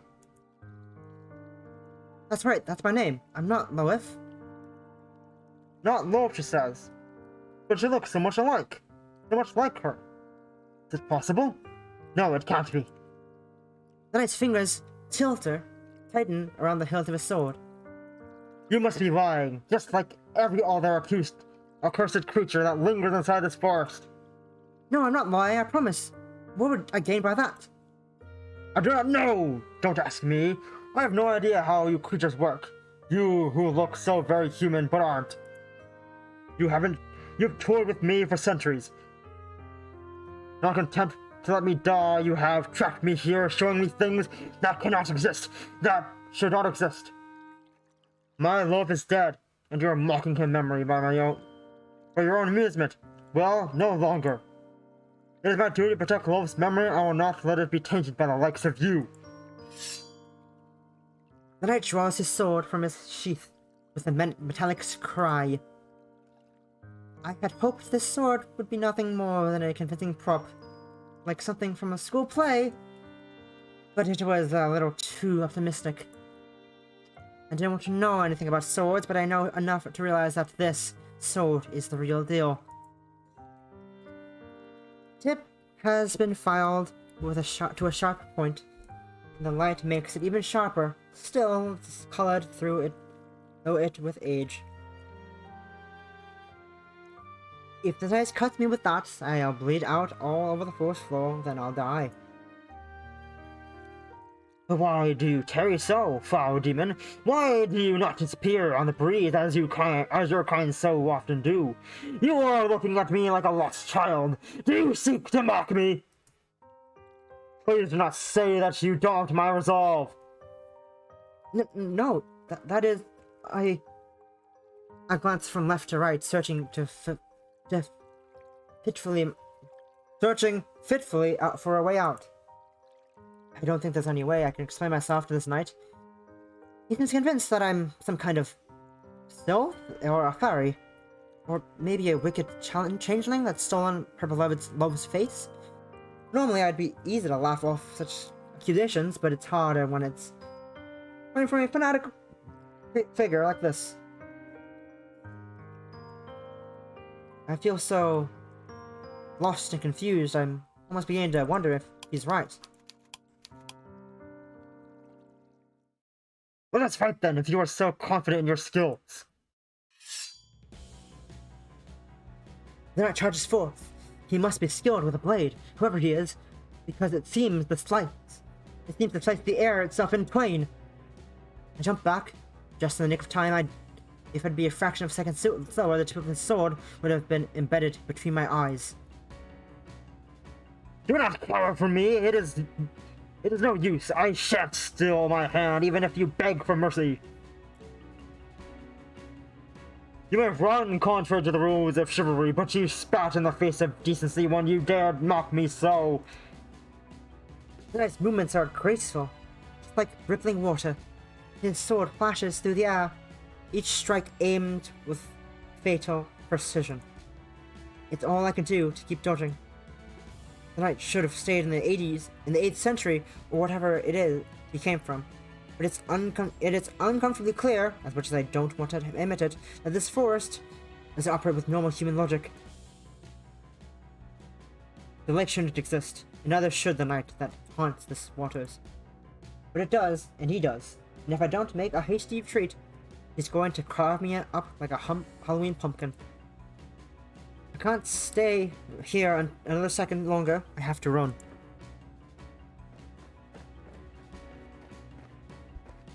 I dashed wildly through the forest, my breath falling from my lips in desperate pants. The stones on my shoe slap against the uneven forest floor. My twisted ankle aches, but I can't afford to listen to its protests. A few split seconds could be the difference between life and death. My hair streams out behind me. I beg. I'm getting it all tangled. I bet I'm getting it all tangled up, which is a pity. Everybody says my hair is one of my best features. You really are pretty, Marnie. Your eyes are so blue, and your hair is so fair and blonde. You look just like a fairy. At least you would if you didn't wear all that awful makeup. My mom says my white foundation and black eyeliner makes me look like a cadaver. That is slightly more generous. Easily look like a panda. I've wanted to dye my hair black for a long time. Long time. I tried to broach the idea with my mum, but she always hit the roof. Well, she almost hit the roof. Judging by her reaction, I think I'd ask to get a septum piercing or a tattoo, both of which I take are pretty cool, but my mum sorely disagrees. In fact, I think Momo would be more chill, though so less perplexed, if I came home with a skull tattooed on the inside of my wrist, then with my hair dark black. Don't ask, Mum. Don't ask. Don't ask, Marty. Don't even joke about it.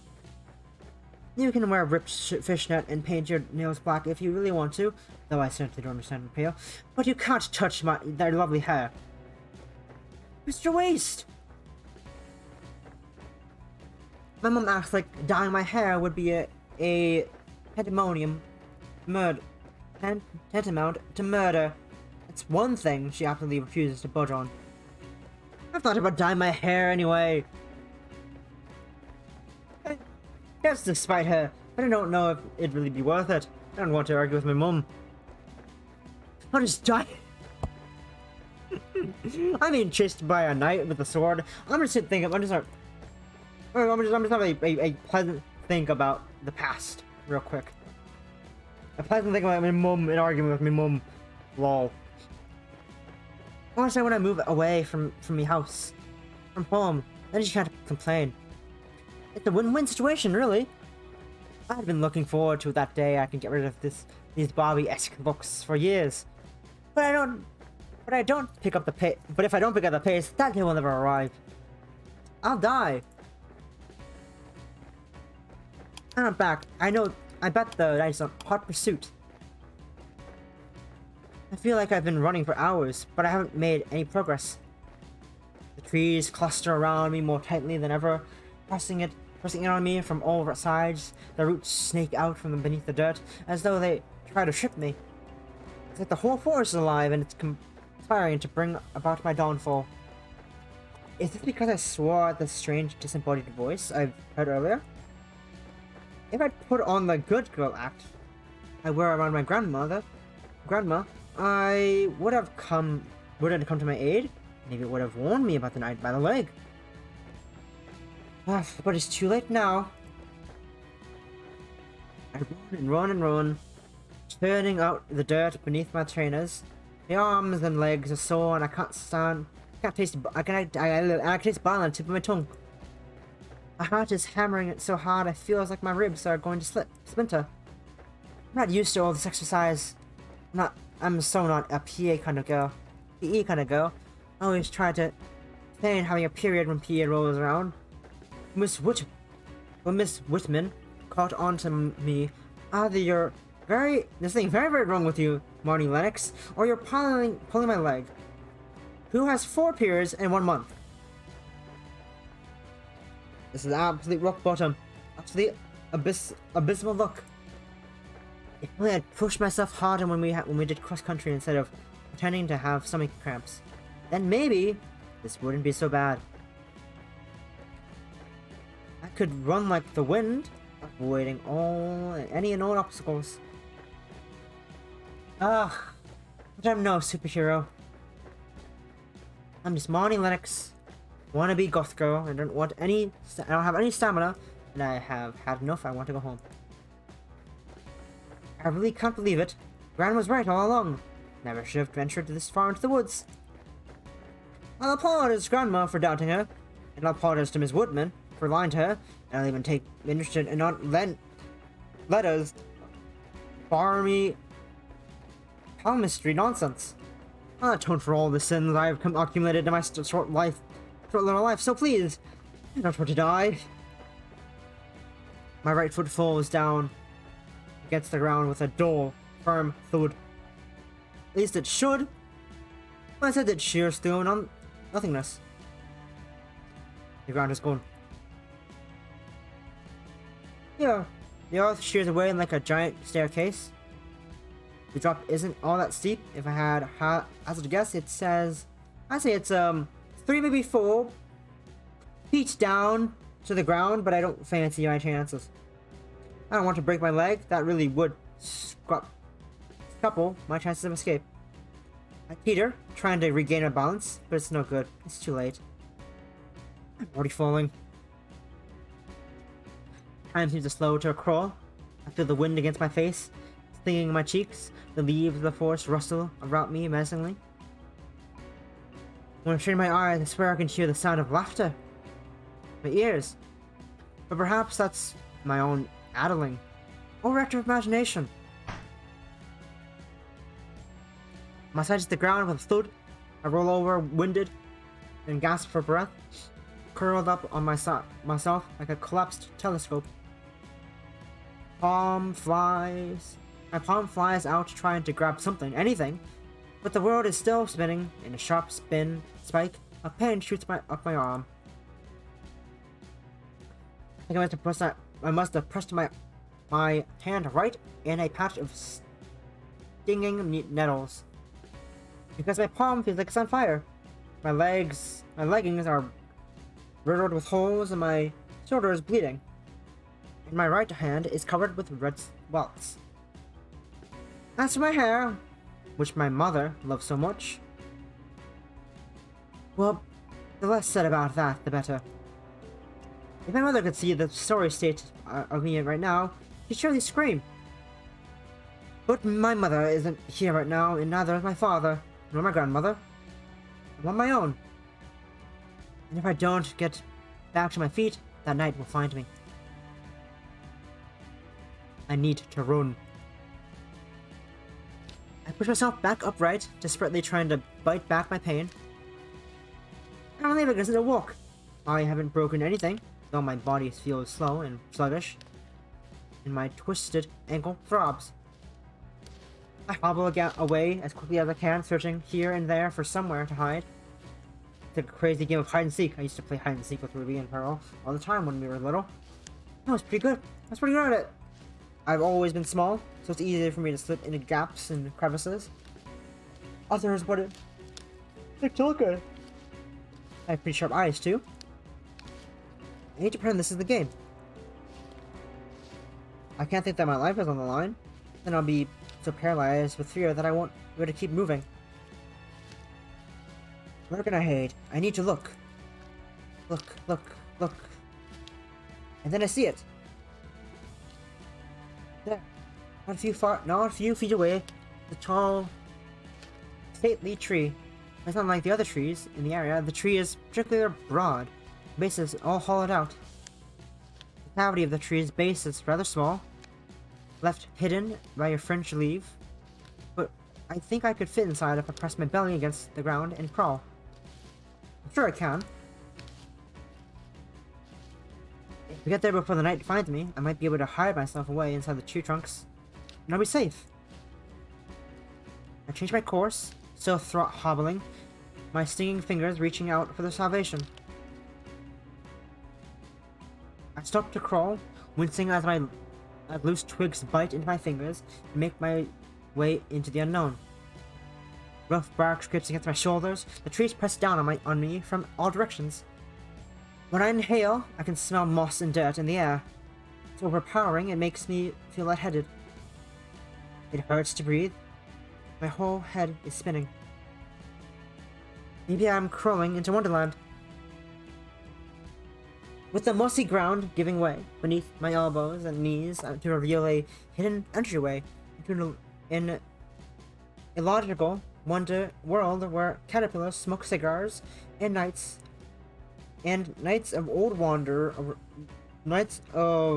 around a black and white chessboard. Well, I've already seen a knight during my travels. I guess I'm halfway there already. No matter how much I crawl, the passage inside the tree seems to stretch on endlessly. The trees can't possibly be this large. But then again, it's not about Manchester's forest. I'm not ashamed to admit that I've been wrong about a lot of things today. I mean, who believes this? This is crazy. I'm starting to doubt my own sanity. The smell of earth is thick in my nostrils, and loose twigs bite into my pads and my fingers. I know it's not a dream. I venture deeper and deeper into this never-ending tunnel. It's so dark I can't see my 2 inches. Can't see 2 inches from my own nose. My fingers grope against the darkness, pulling my aching body even onwards. I don't know where I'm going. I don't know anything. For all I know, I could be wandering into a well-made trap. But what other choice did I have? My only hope? I can push up. I have to push on. Ah!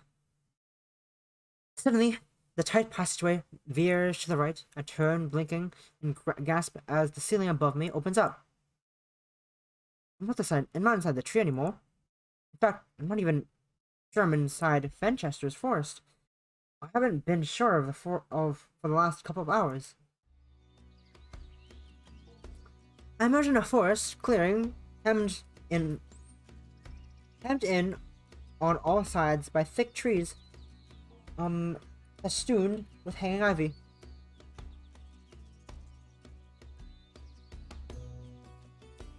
Birds tweeting against the branches of trees, fluttering of their feathers, and what feathers?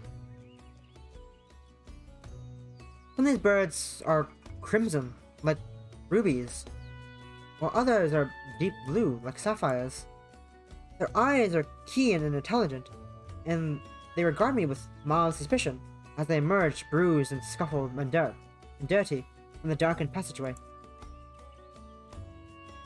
I wonder if these magic gemstone birds appear in any of my grandpa's books. Does this clearing appear in any of his maps? I'm doubtful of that, to say the least.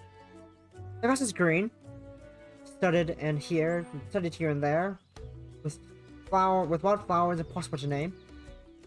Bees buzz from the heavy drooping heads of these silken flowers, and butterflies hover in the breeze.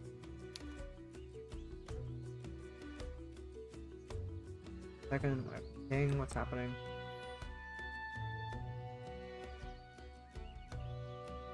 Assuming that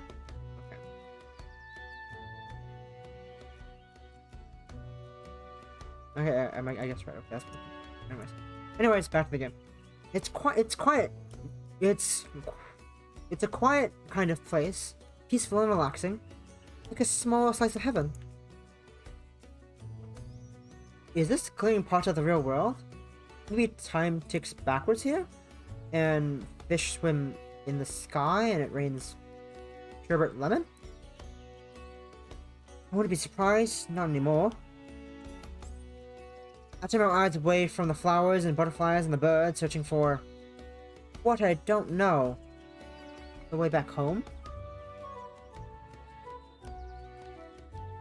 If I had a pair of ruby slippers, I would click them and make a wish. But I don't. But I haven't run into any fairies, good or otherwise, unless that night counts. Somehow I don't think it does. Even as if there was a door inlaid in one of these many tree trunks decorated with a fern and ivy, and a wooden signpost pointing back to Gran's home. But there is no door. There is, however, a girl.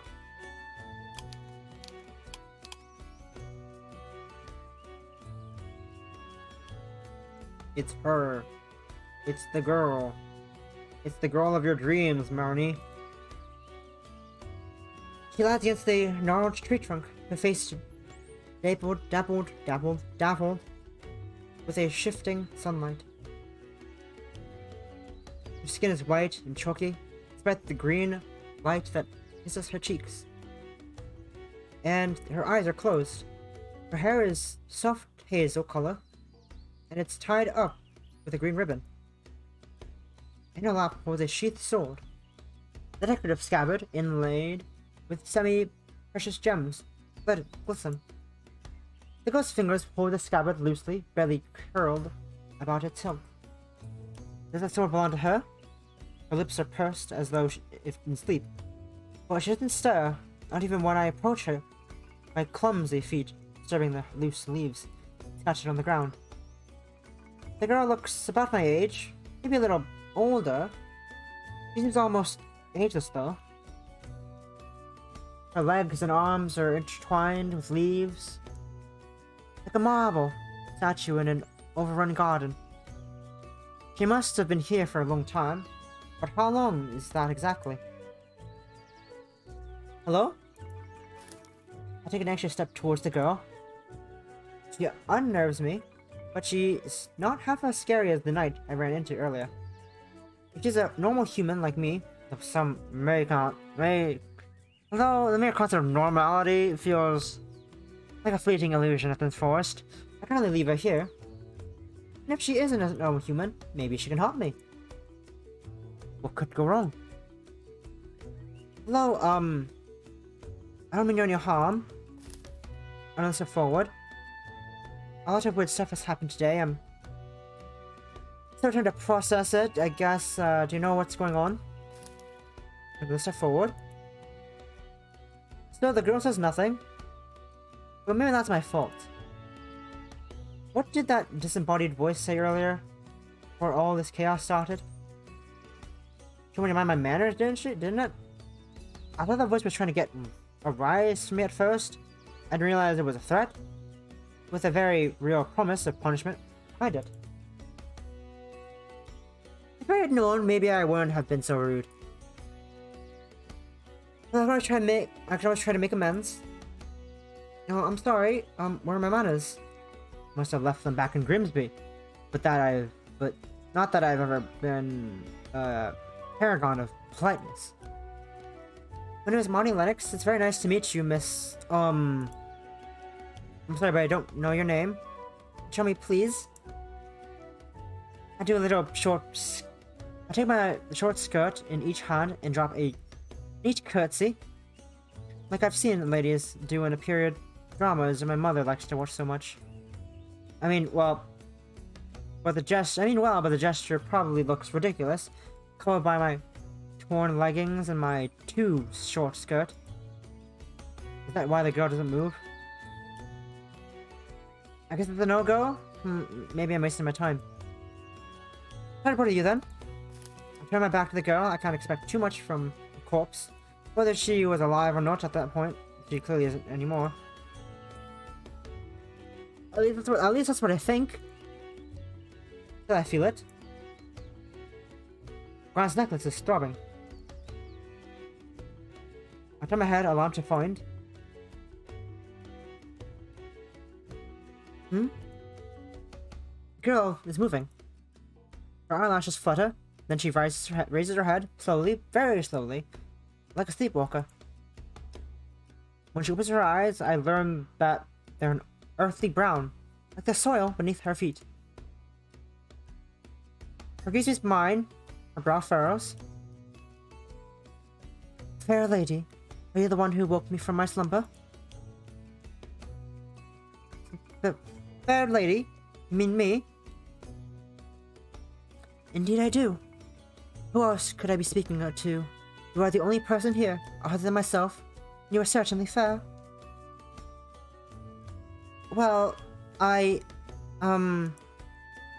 duck my head, my cheeks turning red. Though why I feel so embarrassed, I can't fathom for the life of me. It's girl time. It's girl time. I'm used to being called Barbie and Rapunzel and a dozen other things besides. But I've never ever once been called a fair lady. Sounds old-fashioned and arcane, like something from the Arthurian myths. But that sort of language seems to suit this girl. There's something very distinguished, dignified, and noble about her. Almost like she's a knight herself. Thanks, I guess. You do not need to thank me. I was merely stating the facts. Really, though. The girl yawns. I do feel quite exhausted. I remember I was strolling through these woods with Mapanos, and when I was overwhelmed with fatigue, I lay down to rest for a while. This charming glade. It appears I've been asleep for quite some time. The girl affixes her sword to her belt, then raises to her feet and looks around. Do you happen to see Mapanos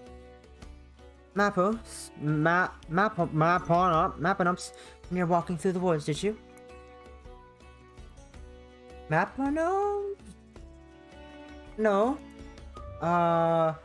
Who's that? Why, He's my beloved stallion. He has been by my side since I was just a young girl. Younger than you. I'm not that young, you know, I'm already 16. 16, is it? The girl looks up and down. You don't look it. I assumed you were younger. Yeah, people do that. Then I apologize if I upset you, my fair lady. Though I must say you're nothing like any lady I've ever met before. What clothes are those that you're wearing, might I ask? The cut is quite unique. And the patterns, too. I'm not wearing a shirt. I'm just wearing a shirt and a skirt, that's all. Why is she staring at me like that? A skirt, is it? How strange, I've never seen anything like it in my life. Is that a bad thing? It is unusual, yes, but I do not think it is bad. I've never been one to care much about appearances, not even my own. My brother scolded me and said it was most unladylike, but, well, my manner of dress is quite unconventional too. I've never been that interested in playing the role of a pretty maid. It gets so tedious, you know. My fair lady, might I ask you your name? It's Marnie. Marnie Lennox. Marnie, is it? What a curious name. Everything about you is unusual, from the way you speak to the way you dress, so I suppose your name must be no different. In fact, it would be tedious if your name were something commonplace, like Hilda or Edelberg. Part of me wants to ask, in what universe? Not Hilda. Hild and Adelberga are commonplace, but I think I know already. This girl looks corpulent enough. I'm talking to her like I would any of my classmates, but there's nothing normal about her. She's not from my time, and she doesn't belong in my world. She might appear to be young, but I'm prepared to bet she's been sleeping in the forest for hundreds of years. Well, as I have asked you your name, would you care to return the favor? Oh, yes, you're right. I'm sorry, what are you called? I'm pleased you asked. My name is Leof. It's a pleasure to meet you. That knight is very fucking blind. This knight is goddamn blind. There's nothing I like. This knight needs some glasses. How long has it been since I last... Oh my god, I can't read. Yeah. How long has it been since I last felt the sunlight on my face? Leof holds her arm up in the air. The hem of her cowl flutters in the breeze. Leof's clothes are made of a coarse-looking material, however determined. Her shirt is green. It's cinched in about the waist with a leather belt, while her legs are clad in brown trousers. I don't know where her outfit came from, but one thing's certain: you'd never find something like this in Primark.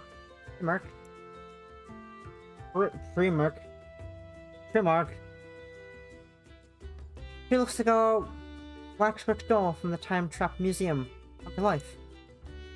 Maybe a LARPer. The wind feels nice and cold. The air smells so sweet. It really is wonderful. I take it you don't get out much? I haven't had the chance. I don't know how long I was asleep, or it must have been quite a while. No more than 1,000 years to go for size. I don't think even Sleeping Beauty slumbered for quite a long time. You'd have had some prince to wake her from her narcoleptic-ish curse. But I'm no prince. I'm just an average teenage girl with a healthy appreciation for Kill Star in American Horror Story.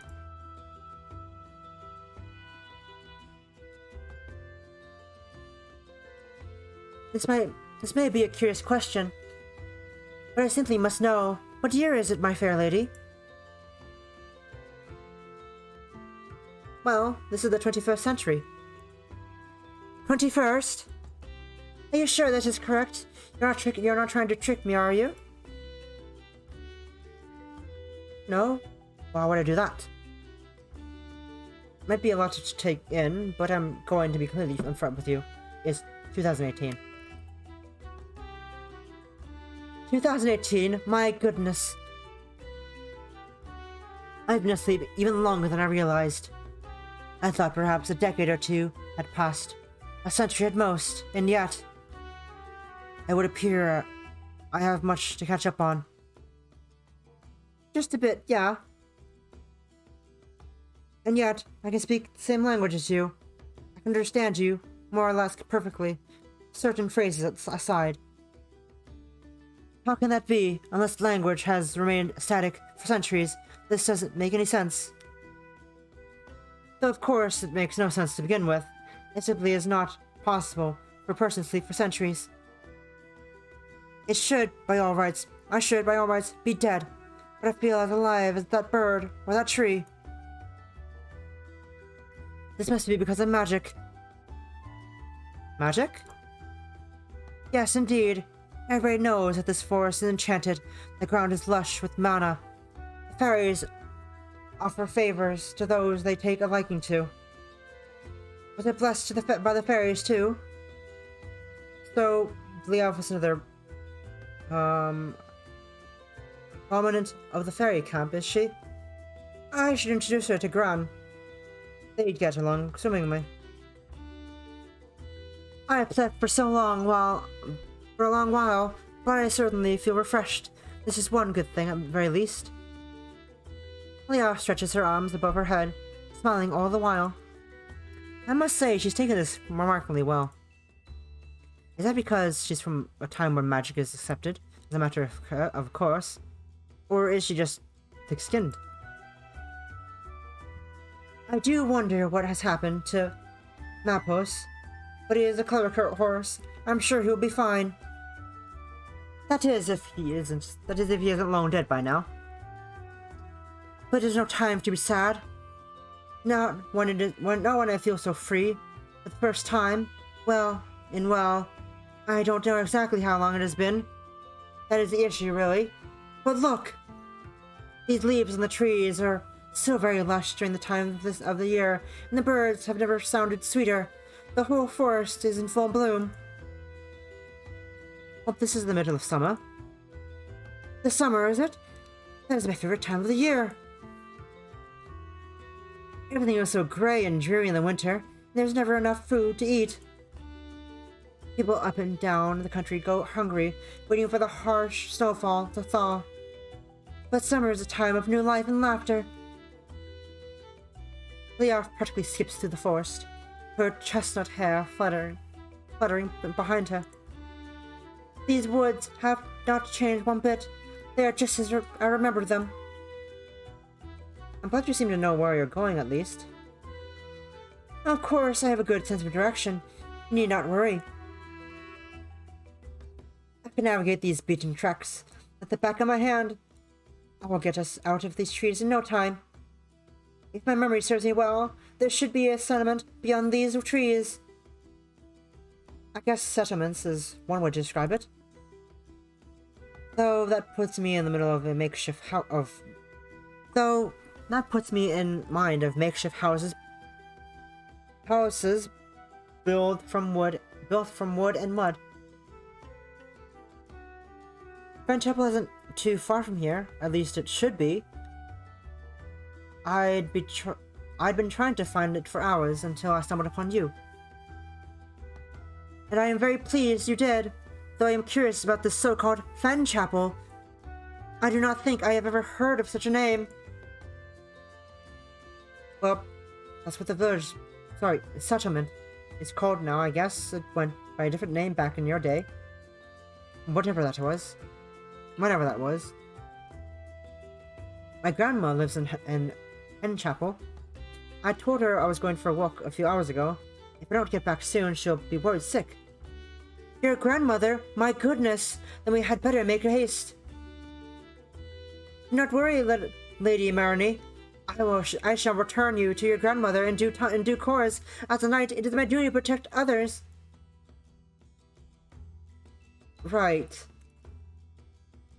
I lay off hesitantly. Leaf. The strange girl. There's no doubt about it. Nothing about her feels quite right. From her clothing to the lilting cascade of her voice. I can't quite place her accent, but it's not the same northern drawl as my mother's side of the family, or the slightly lusher RP accent of my Lennox relatives. Where's she from? Ireland? Wales? Oh, okay, that's great. I can give her. That's where her accent is. I'd use her name to give her a hint, but Leaf doesn't sound like any name I've heard of. Perhaps she really is from around Fenchapel, like my father's side of the family. But a Fenchapel from 100 years ago, when the English spoken was very different, and there was no such thing as standardized spellings. Nothing about this girl is standard, but though she has no place in my ordinary life, her presence is strangely comforting. It's just nice, I guess, to have someone else with me, even if that somebody else is the strangest stranger I've ever met. Now, let us get to our way. There's no time like the present. I can't read. It would be faster if we had men up with us, but of course, but never fear, I shall guide us well and true. You sound so sure of yourself. But of course I am. Of course, I am a knight, and you are my charge. It would not do to show fear before a fair maiden. I'm not a maiden too, you know. In body, yes, but in spirit, who knows? I have forever been chastised in my youth for acting out of line, particularly by my brother. He said it was unseemly for girls to swing swords around. I know he only had my best interest in heart, bless him, but it was quite aggravating that he never deigned to take me seriously. He should have, given how often I bested him in combat, despite being his junior. I hope in this day and age, the 21st century or so you say, women are allowed to carry swords without being castrated. About that. Well, I cast a serendipitous glance at the scabbard hanging from Leif's burnished leather belt. In this century, nobody's allowed to carry a sword around, man or woman. You'd be arrested if anybody saw you with that thing. Arrested? Apprehended. It's a type of punishment. You mean I would be paraded through the streets and flogged to within an inch of my life? No, I wouldn't go that far. I don't know how much that Dark Ages or where Leif comes from, but their justice system sounds pretty hardcore. It's like something you'd expect to see in 9 Inch Nails music video. You'd probably be put in prison, though, or fined, at the very least. Those are dangerous weapons. People aren't allowed to carry them as they go around their daily lives. It'd make everybody uncomfortable. It makes them uncomfortable? But why? I can understand being concerned if this sword belonged to a brigand, but I am a noble knight. I would never dream of harming the innocent. I only carry this with me to protect others. And maybe that was socially acceptable back in the 1800s AD, but it isn't now. The time has changed and you've got to get with it. I see. I cannot say I understand this reasoning, but if it was what Bernicia has deemed, I suppose I must obey. Well, that's what the government decreed. The government? The people who govern the, you know what? Never mind. I'm not all that good at politics myself. I hardly ever watch the news. I think that's too boring for words. It's just a bunch of old men in suits arguing with one another, all while trying to be as vague as possible. I am so not the right person to educate the Leaf about the intricacies of British politics. I will carry my sword with me while we walk through the woods, but for protection, you understand. I should conceal it when we return to the nearest settlement. Does that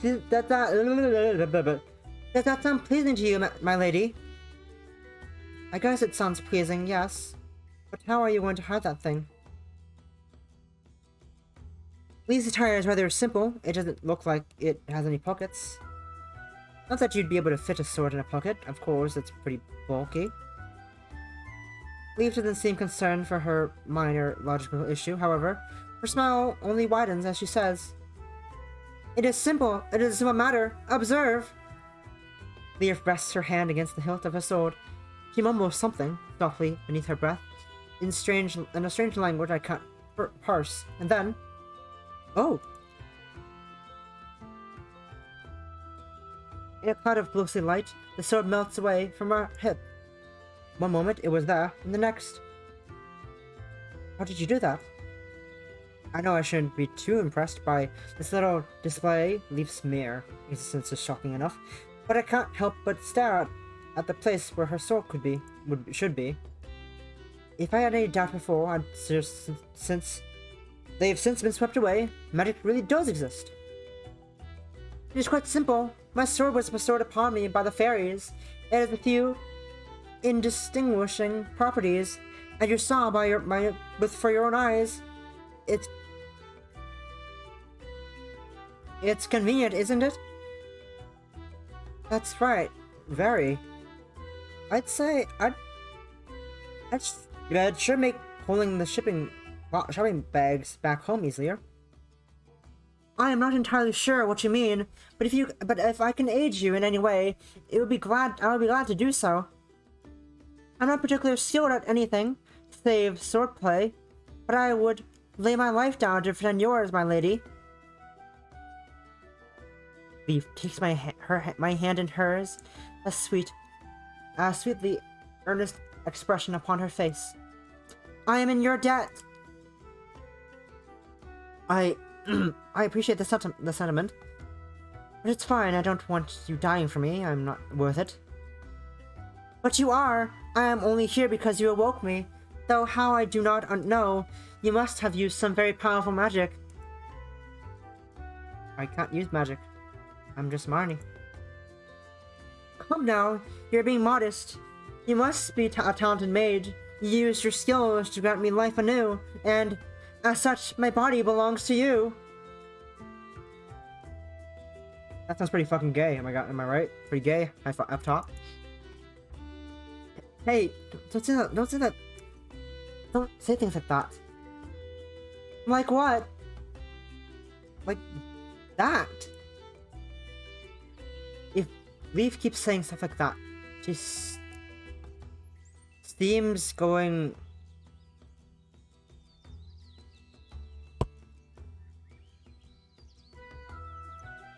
If Leaf keeps saying things like that, steam is going to start pouring from my ears.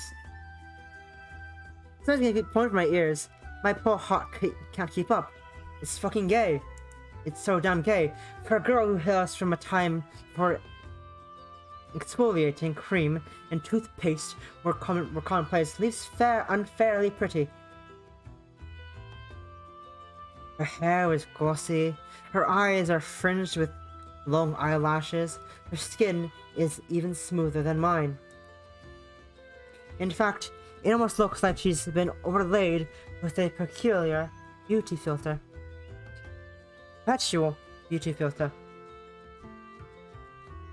Is that also the thanks to the blessings of the Forest Fairies? She must be beloved by all the strange beings that lurk in the Benchapel Forest. But why, then, did they leave her to sleep in the secret... in that secret... Then why did they leave her to sleep in that secret glade for centuries? What happened to her? Did you fall aloof? Did you fall afoul? Some vicious black magic over all? Leaf! Ah! The bastard! I turn extricating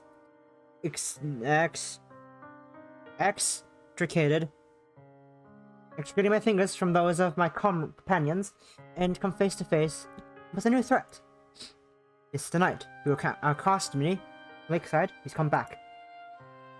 He arrives up suddenly, without any telltale footsteps. I have to wonder if he was magicked out of thin air.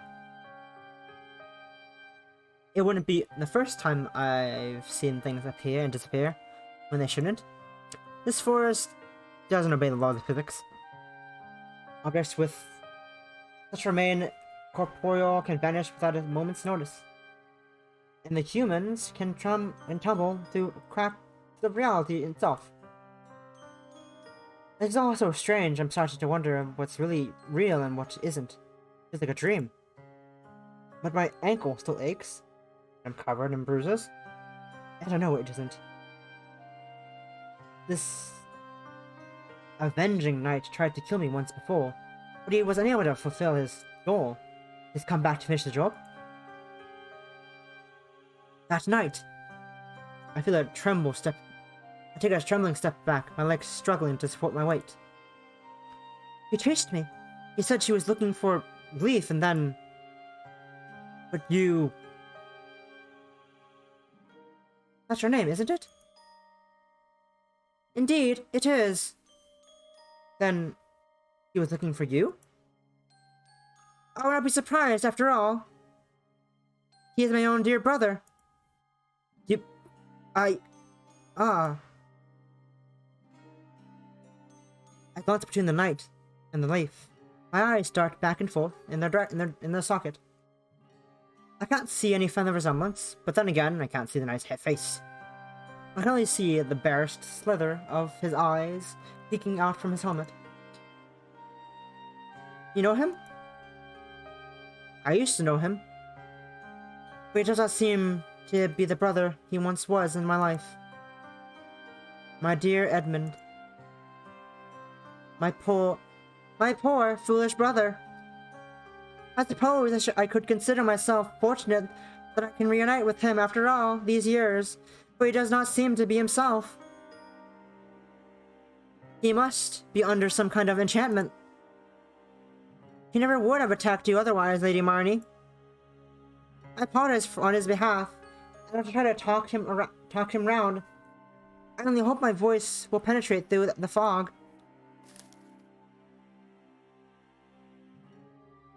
Leaf stands before Edmund until the two long-lost siblings are face to face.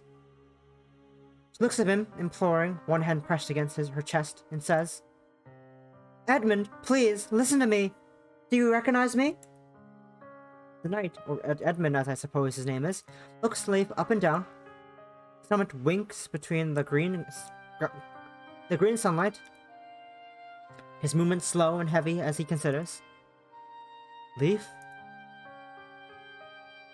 Yes, I am your sister. Do you not remember me? You were forever chastising me when we were younger. You said being a knight was a profession for a woman. I never listened to you. I was a very naughty, ill-behaved sister. I caused you out of grief. I would apologize for my actions. but I still believe I was right. But I hope you can forgive me for worrying you so. Edmund surveying Leaf silently. It must have been centuries since these siblings last saw one another, but there was no joyous cries, tearful eyes, or tender embraces. The atmosphere in the forest seems to plummet 5 degrees when the birds nestled against the trees stop singing. The tall, uncut grass sways at my feet. In the wind, I swear I could hear faint voices whispering. Be wary, weary traveler. All is not as it seems. Do not be too quick to trust. But nothing in this forest is as it seems. Everything is upside down and topsy-turvy. And Leaf is the only one I have to cling to. It's the only one I can rely on. Edmund might be her brother, but he acts as if no brother should. Instead, he regards Leaf with stony suspicion, his fingers resting upon the hilt of his sword. No. Yes, Edmund. Yes, Edmund. Do you not recognize me? I am your sister. No, you are not. You are not my Leaf. But I am. I swear it. On my mother's life. You are nothing of my mother. You know nothing of my mother. She is already dead, and so soon you will be. I will not fall for the same trick twice. I was never known for my smarts, but I am not stupid. Now you will pay for the price of your pretenses. I will tear apart anybody who takes my sister's name in vain. But I'm not, Edmund. Please. But Edmund doesn't listen. He's so deeply entranced by his own madness, Leaf's words can no longer reach him. He draws his sword, then brandishes, and dashes forward, ready to deal a decisive blow upon his own sister. Leaf! Do not worry. So, my lady, I can handle this much. Leaf dances about her brother's blade, his sword, and rends the air, leaving Leaf herself unscathed. She's a lot more nimble than I imagined. Her every step is light and graceful, like a dancer's. Though she's only been awake for half an hour, she easily runs rings around her brother. Alas, my poor brother, you are too slow. You could never best me when we sparred as children. It shall be the same here, too. Damn, look at her, she's fucking gay. Lesbian with the sword. Pog champ, pog champ, pog champ. I'm pogging, lesbian with the sword, pog. Pog. Lesbian with the sword. His fingers reach for her own blade. Though she banished it once before, there appears anew in her hand. So lesbian, yes. Emerging from the ether in a burst of bright white. Asmund raises his sword to strike another blow, but Leaf parries him expertly. Their blades clash steel against steel, ringing through the forest. So you've stolen not only her name, but her sword. What else of hers have you stolen, foul monster? I will retrieve it from you by force. I have stolen nothing. This sword is truly mine, just as you are truly my brother. You cannot be true. This cannot be true. Stop filling my head with lies. Edmund strikes again and again, but his movements are slow and ponderous compared to Leaf's. He can't hope to match her. Leaf, meanwhile, almost seems to be enjoying their bout. Oh, it does feel good to move my body again. Leaf dances expertly about her brother, weaving and ducking between his thrusts. Esmond is moving more quickly now, but what he has gained in speed, he has traded for accuracy. His strikes are frenzied, but they fail to land. Leaf jumps back, avoiding his sword, and thrusts like a fencer. Her blade clangs against Esmond's, and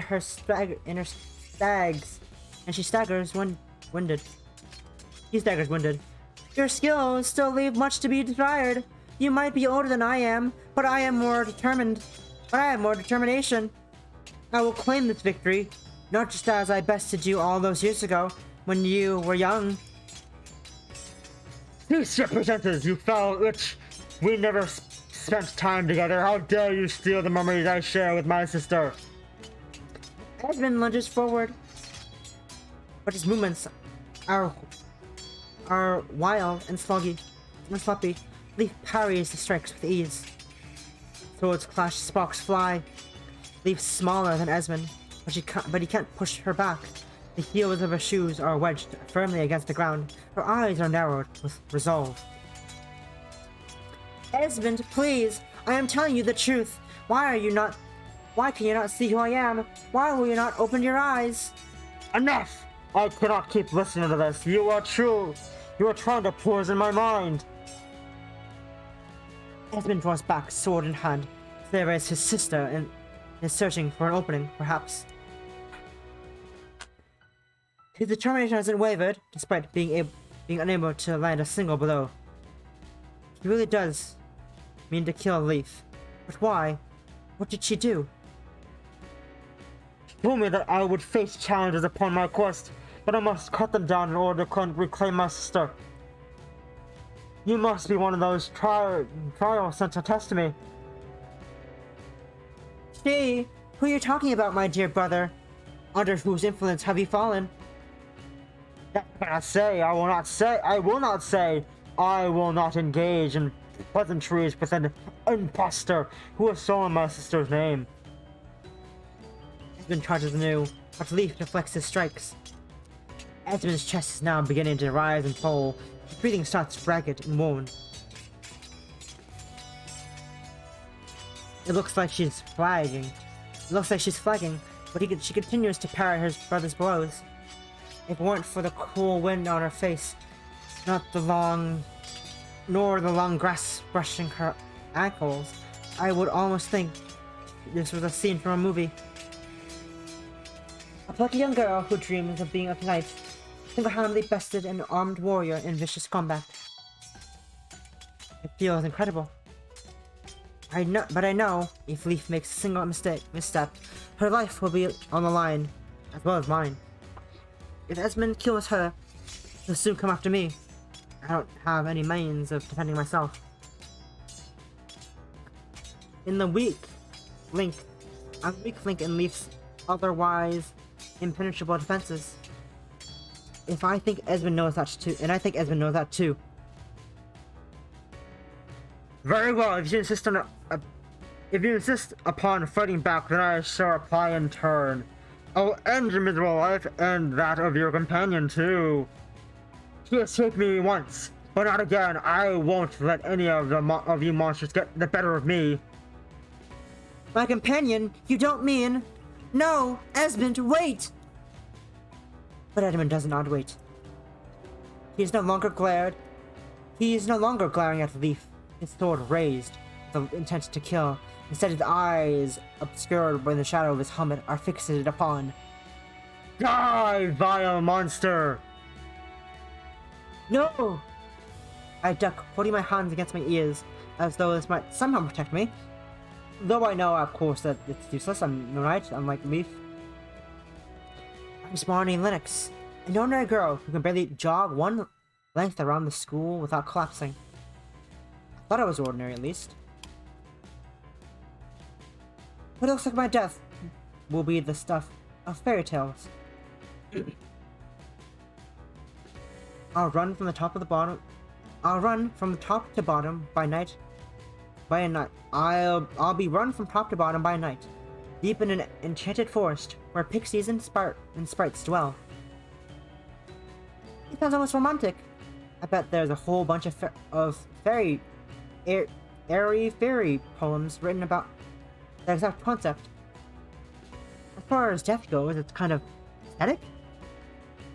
I can get behind it, but the finishing blow never comes. Instead,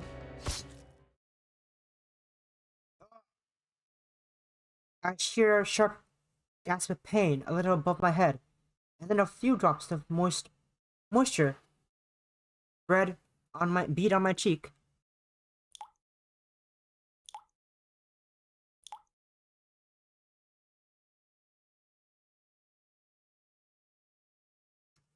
I look up, eyes wide, staring. Leaf is standing before me, sword in hand. Her face is chalky white, and her brow is twisted in concentration. Though she holds her sword tightly in her hands, there's no blood upon her blade. Instead, rivulets of crimson blood trickle down her right arm. It leads from her shoulder in gouts, staining her fingers like bad holly makeup. She jumped between me and Edmund, just in time, but she wasn't able to parry his blow. With her sword instead, she took the fatal blow with her own body. She used herself to shield me, and now her shoulder's been cut clean off. Leaf, are you okay? I'm fine. Leaf winces, a faint sheen of sweat beading from her forehead. It is nothing fatal, just a scratch, really. I have suffered wounds far, far worse. This is nowhere near enough to bring me down. But you're bleeding. I know. But in a way, I am almost glad for it. Spilling blood for the sake of a fair maiden is an honor for any knight. And at least it lets me know I really am alive. I was asleep for a long, long time. But no more. It might be my brother Edmund, but I will make you rue the day you turned your blade on my lady. That is a coward's gambit, and for that you will pay the price. Leaf charges full, parries another one of Leon's oncoming blows, and then another, and another. The wounds in her right shoulder is gaping open, but she doesn't relent. Instead, she continues driving forward, relentlessly. She's enraged and incensed, and she looks utterly captivating.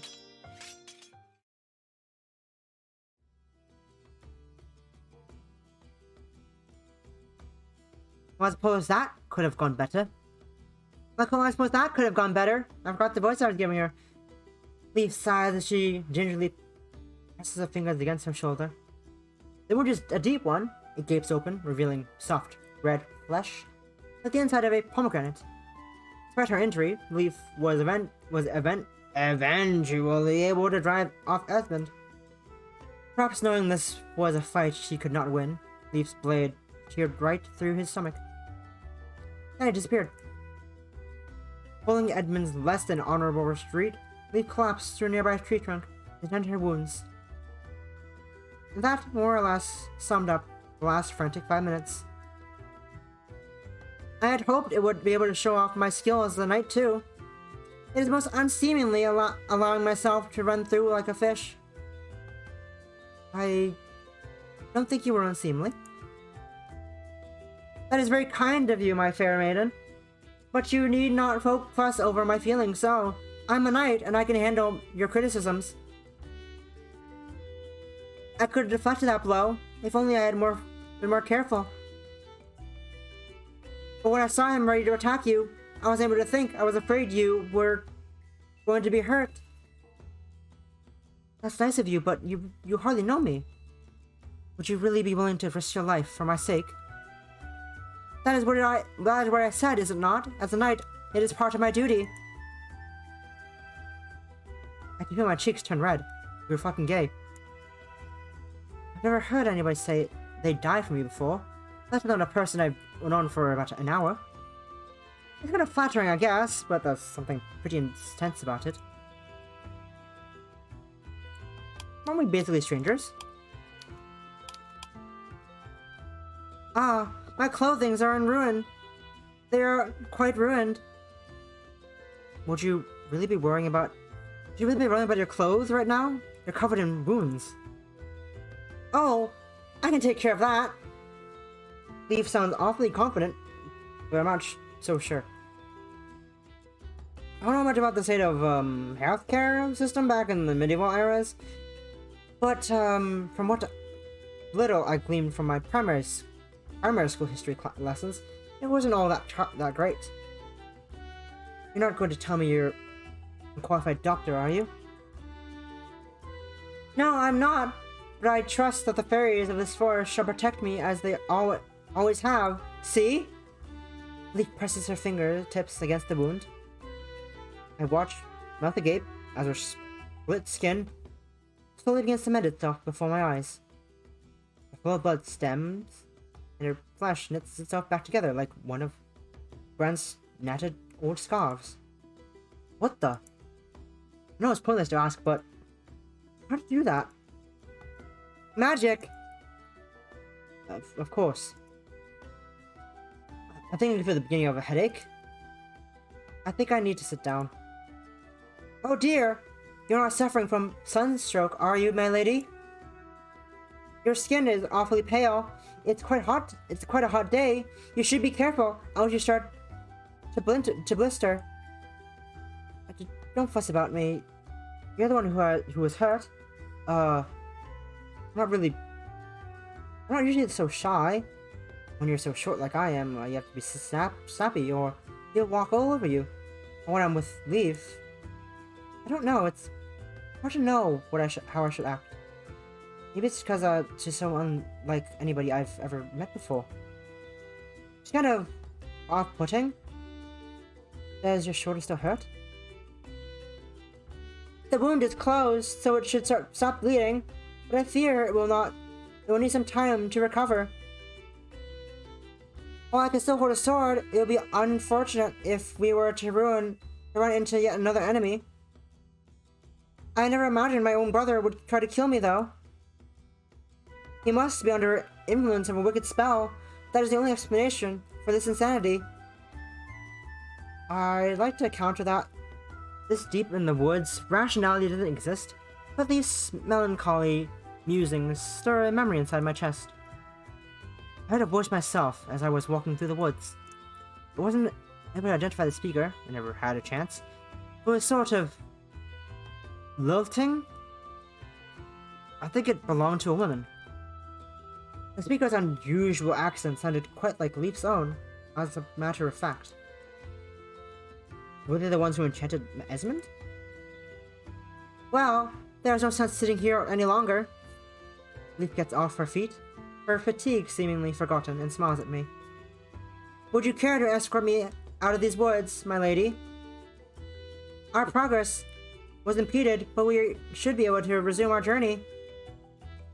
It's all very well and good, but, I look at Leaf skeptically. Is there any other way to examine a knight from a bygone era? My arm is folded. What are you going to do, Leaf? I need to get back to my grand's house, but you don't have anywhere else to go, do you? Oh yes, I suppose you are correct. If it really is the 21st century, then I have no surviving family here, except for Esmond, of course, and he's not in his right frame of mind. I'll have to rescue him, but I cannot do that at the present. First, I need to find a suitable dwelling where I might rest. And in that case, I know to hook a root on the tip of my trainer. I feel like I'm going to regret this later, but down the line. But why don't you come and stay with me?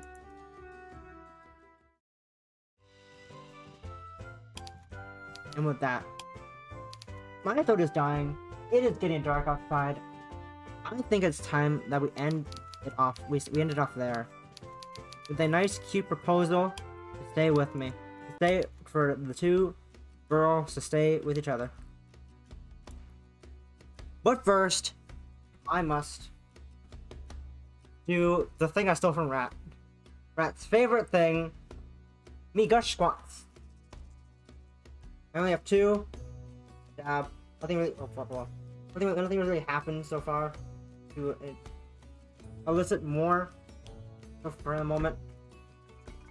Let's just do 2 quick ones. Get out of the way, chair. The chair's still in the way, lol. 1 and 2. Alright, let's see who is streaming for a raid. Anyone we know? Anyone I know? Let's see.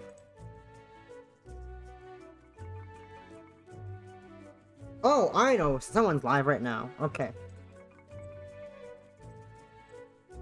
It is time. Let's raid out to my friend as the game crashes on me. All the same. As usual, when I type out too long. Let's say hello to my good friend, the Toaster Decker. Currently playing Pokemon Violet. And I think he's shiny hunting right now, manifesting a shiny weed cat. Cool. Hope you all enjoyed the stream. Probably be back with more of the fairies song next week on Sunday as usual. Maybe Saturday. I'm not sure I'm going to go Saturday. If I get my capture card soon, I'll have a fun game to stream on Saturday. If not, I will find something to do on Saturday. I don't know what. We'll get there when we get there. Have a nice day. Enjoy your evening, folks.